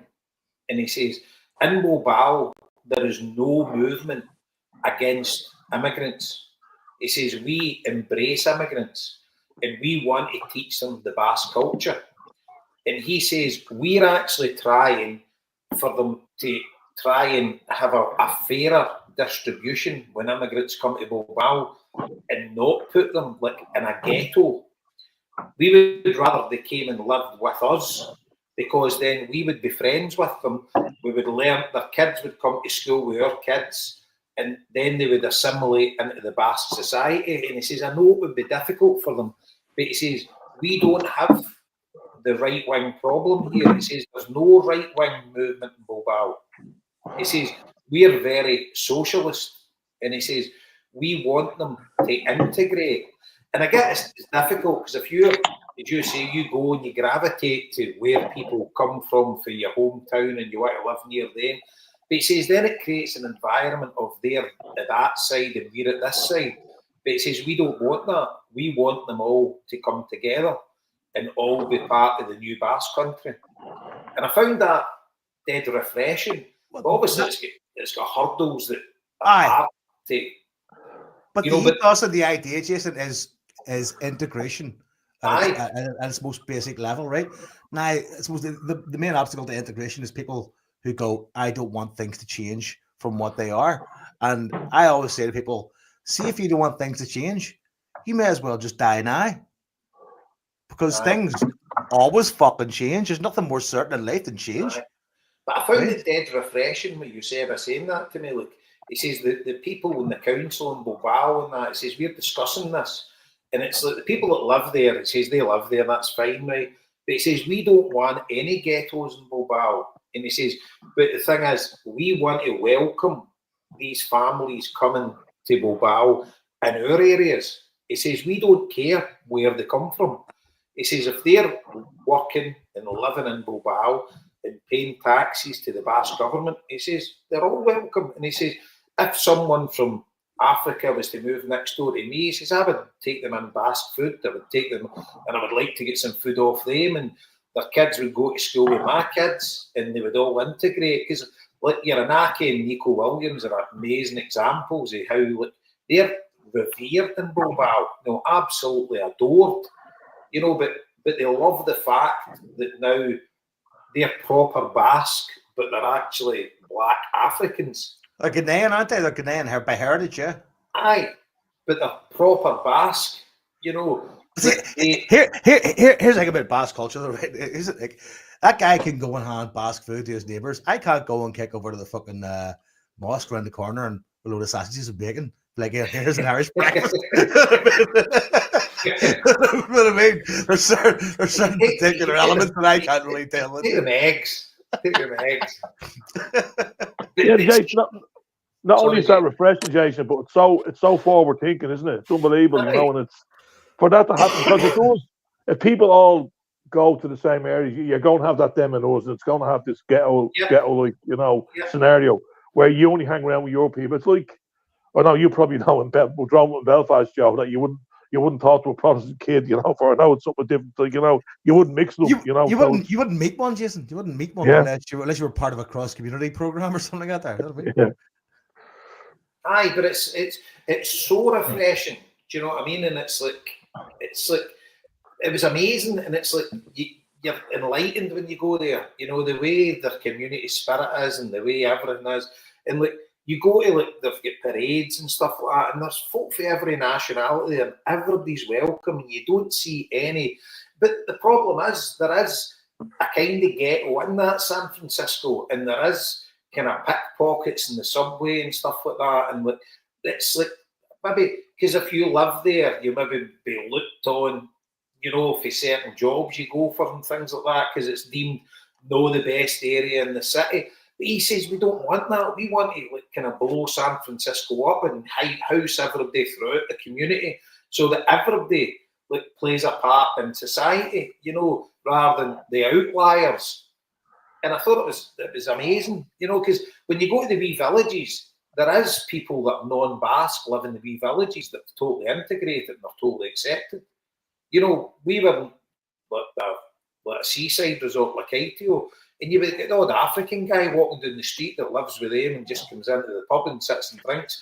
He's on his own, but he's came there and he's totally welcomed, the exact same as we were welcomed. And it's like an amazing society. But it's a real. I know I've kind of worked in this sort of side of things. Like, it's a really difficult fucking thing, because we could talk about it here and I going we could do this, we could do that. But I've seen instances where people probably don't want to be, and people lived next door to me for about 10 years. The mother never didn't speak a lick of English. It's Polish, didn't speak a lick of English. Been here 10 years, right? No interest in doing it for whatever reason, right? I see, you're not going to reach people like that there. You know what I mean? But it's the integration of society. The idea they have in the Basque land, like you're saying, what you said was saying, is it's the perfect idea. Going let's pepper these people throughout the community, so they can become part of the community that we're going to become. Aye. Rather than becoming in the edge of society, become part of society. you know, people hate off though. That's just people, especially more. I think more now in today's world than more than ever. People have off. It's more about like a, inward looking fucking neoliberal idea, going like, well, what's mine is mine and what's yours is yours. I mean, rather than, I mean, that's probably where Basque culture differs. Whereas like, what's ours is ours. That's it's totally different. It's totally different. It's just. I think what you see in Britain is very different to what we see in the Basque Country. I mean, it's brilliant what you said there, Jason. That's heartwarming. But I think that the position in Britain is very different. The outlook's very different to that just now. Do you know that? See when I was in Birmingham, Liam, obviously I worked there for about 4 years. Yeah. And do you know the biggest racism that I seen? It was in the Asian community against each other. Yeah. It was like the Sikhs against the Muslims and the Hindus against the Muslims, and the Sikhs against the Hindus. And it was, I'm not saying everybody was like that, but they were very entrenched. Because obviously I would walk into a bar, or you wouldn't get many Muslims in a bar, but you would get them in nightclubs and stuff like that. But you would walk in and they would all look kind of Indian to me, Indian, Pakistani, or the sub-Indian continent or whatever. But they would all be in different groups.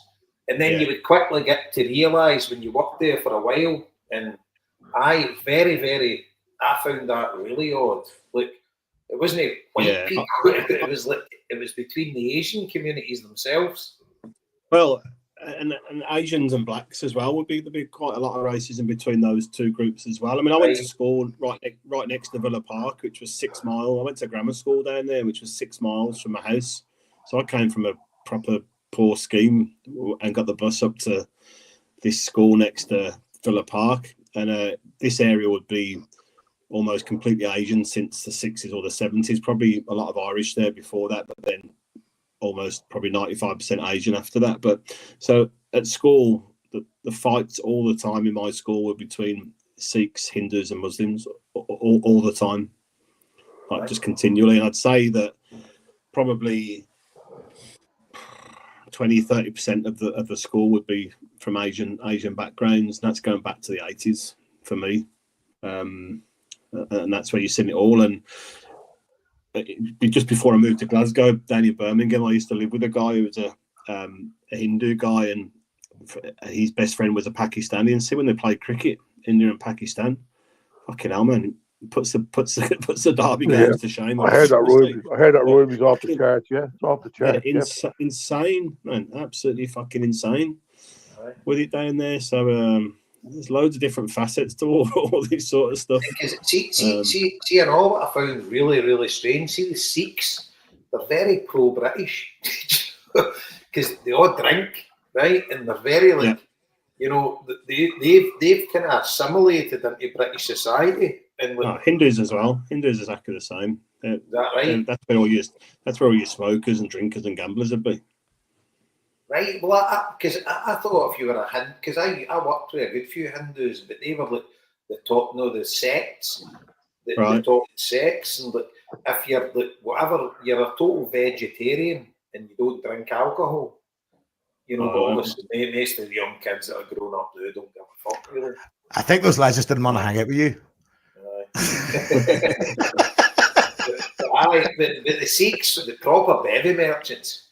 Where I'm going to go for the Villa game, all the boozers are on the Sikhs, nearly everyone.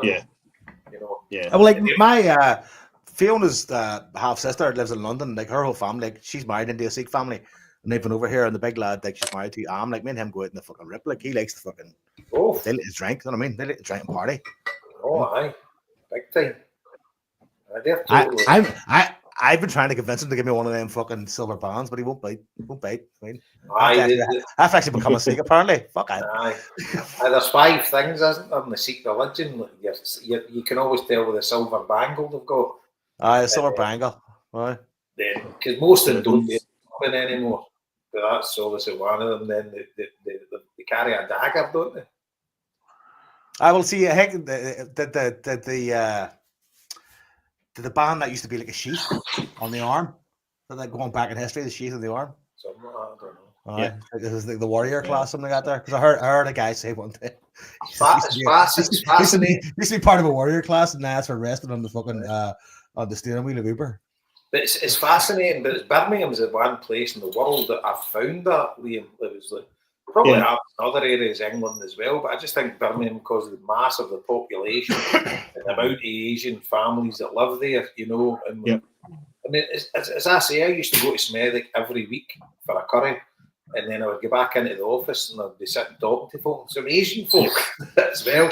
All right, Joyce, where'd you go last night? I'm like, Smethwick. I've fucking never been there. It's a bit dodgy up there. I'm like, fucking all right. I would walk into a pub and I'd walk into the Sportsman and it was just Rastafarians and Sikhs all sitting something Guinness. And I would just sit and watch the football with them. Then I would get into the back and get a curry and then just come back out and get a couple more pints and then just head back to my hotel. Had a great night, you know, and it was pennies, you know, it was washers compared to the centre of Birmingham. And brilliant, I had a great time. And I loved it down there. I got to the stage that people from Glasgow were coming down but for a couple of days. And they'd say to me, right, we're going out for a pint. I'm like, listen, my cousin's down and he could see him and all that. Just so I could go myself, get earphones in, and head up to Smethwick, meet my Rasta and Sikh mates and get a few bevies with them. But I loved it. It's good to see the Jamaicans, from the older generation of Jamaicans, fucking incredible. Do you know what I mean? The humour, the lingo, the chat, and everything, brilliant, man. You know, and it is very much a racially diverse, culturally diverse city, but I think just all the right wing rhetoric that's going through the country down there, it is having an influence on. So, Liam, at some point, are being you going to go to Birmingham and hang with the Rastas? Is that the plan now? No, Big Ziggy will tell you, we used to play football, you know, going back 25 years or whatever, a team, the shareholders, and it was, you know, Rastas, Irish descent people, loads of big Celtic fans. Honestly, what a team we had, and you'd be playing a game and there'd just be a big fucking sea of fucking ganja smoke coming across the pitch while you're trying to play, man. Like watching Sit Rocks, is it? Oh, mate, yeah, pretty much like Sit Rocks, yeah. Mate, absolutely brilliant, honestly. Nicer people you couldn't meet, man. What a team we had there. Fucking brilliant, man. And it might be like a racial stereotype about Birmingham. My only time in Birmingham, when this was passing through, believe it or not, was there inadvertently. I was over with my mate Paul, with big Ken McWatt. You know Ken McWatt, Jason? It was his stag night. And I was in Liverpool. So I've got friends in Preston. And Preston were playing that day at 3 o'clock. So me and Big Paul went up to watch Preston. I think the guys went to Haydock Races, but we went to see Preston. Went the game, a few points afterwards. We went back to Preston Station to get we were drinking in the bar and right in the railway first, the pub across the road. Then we drank in the station. It's a Celtic pub, didn't it? Yeah, it was. Yeah, big Celtic pub there. And then we went across the way. We were well bevied, and two fellas, I think one was what we were in the Celtic tracksuit or something, right? Two Scottish guys ahead of us started a bit of stagging, right? Just in the bar. We're well on, just about 7 o'clock, right? And there's just waiting there. They're waiting to meet their pal, right? So sitting there waiting, and then who the pal was, he walks in. It was Barry Ferguson. Barry Ferguson was playing for Blackpool at the time, right? So he walks in, and I swear to God, it just kicked off altogether, right? So me and Paul just got, let's say the transport police got involved, so we were advised to leave and go across to the pub across the road and get like a train, right? So we went across. We had a few bevies later train, and okay, so we get the train back to Liverpool. So two of us, now this is about 8, 9 o'clock at this stage. So we've been drinking from about 11:30. So we got the train back to Liverpool, right? So we set the train, right? The two of us just sat there, right? And then we woke up, and where are we? I looked around. We're in Birmingham, right? Just stop at Liverpool. And we fell asleep. And Paul starts panicking. He goes, Maloney, wake up. We're in Birmingham. What are we going to do? Go for a curry. You know, that's what I said. We're in Birmingham. That's all they had me, boy. We go for a curry. And that's what we did. We went for a curry. We had to get a taxi back up the road. It was only about 105, 110 quid. That was, you know, I thought it was not there. But that's my only experience being in Birmingham that time. But that was my one thing. In Birmingham, I'm going for a curry. Home of the Balti. That's where I go. I go for a curry. So you got off the train at New Street and you found a curry house. You had a curry and then you went out and got a taxi and the boy took a... No, we went for a few drinks first. We ended up in Jury's, the old Jury's then, obviously didn't out in there. and we were drinking away. We actually tried to get a hotel in Birmingham. We went for a few drinks after the curry, and we ended up in the Residence Bar in Juries, and we tried to get a room there that night. That's where we are staying for the Villa game. It's no Juries anymore, but it's the same hotel. It's called Leonardo's now, is it? Aye. Yeah, Leonardo's took over the chain there, yeah. So we tried to stay in the hotel, then they wouldn't let us look. I probably worked out better because we got a taxi back for 105, 110 quid. Probably would even dearer for the room of the hotel and then to get a train back the next day. So probably suit was better. But that's why. They Birmingham to Liverpool for 105 quid. Yeah, it was. When was that?